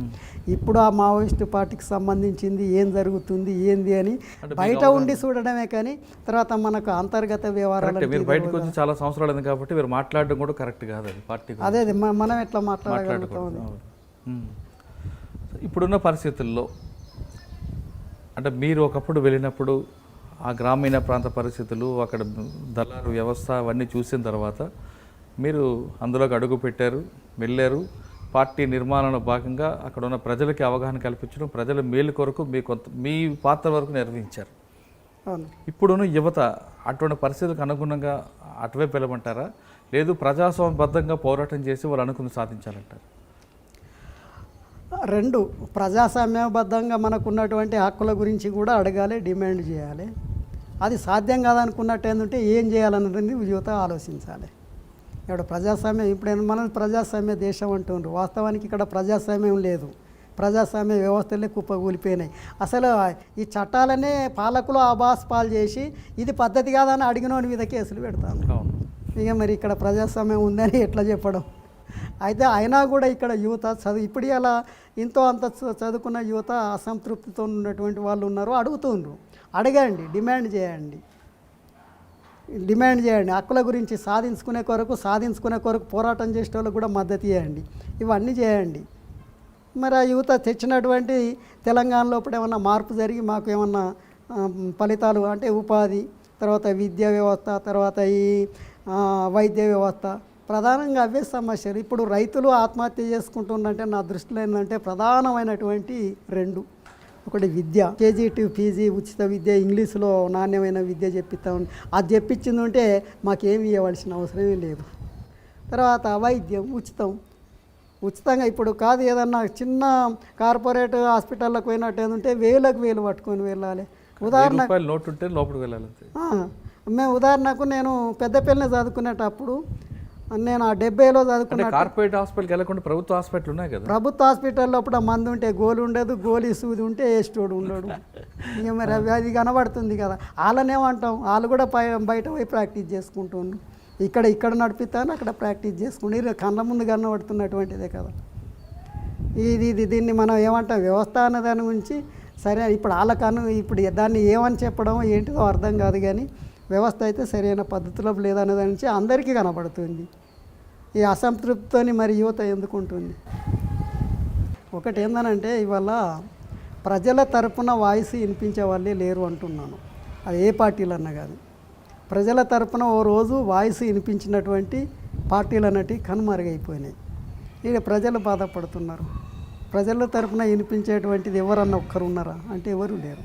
ఎవరి స్వార్థం ఆడది. విద్య వైద్య ప్రభుత్వం ఉచితంగా ఇస్తే ప్రజల్లో సామాజికంగా న్యాయం జరుగుతుంది అంటున్నారు ఆవుల రాజమౌళి అలియాస్ బాపన్ గారు. యువతలోని అసంతృప్తిని ప్రజాస్వామ్యబద్ధంగా పోరాటం చేసి సాధించండి. మీ హక్కులని అడిగే బాధ్యత, మీ హక్కులను సంపాదించుకునే వరకు మీరు పోరాటం చేయండి అంటున్నారు బాపన్న గారు. ఇందులో గతంలో ఉన్న వ్యవస్థ పూర్తిగా కనుమరుగైంది. కానీ ఈరోజు ప్రభుత్వం గ్రామాలకు కానీ లేదా అటవీ ప్రాంతాలకు కానీ లేదా గిరిజనులకు కానీ ఆదివాసీలకి ఈరోజు వరకు ప్రభుత్వ పథకాలు కింద వరకు వెళ్తున్నాయంటే దానికి ప్రధాన కారణం పార్టీ. గతంలో పార్టీ ఉంది కాబట్టి ఆ భయంతోనో లేదా మరొక కారణంతోనో ఈరోజు ప్రభుత్వాలు కింద వరకు దిగొచ్చాయి.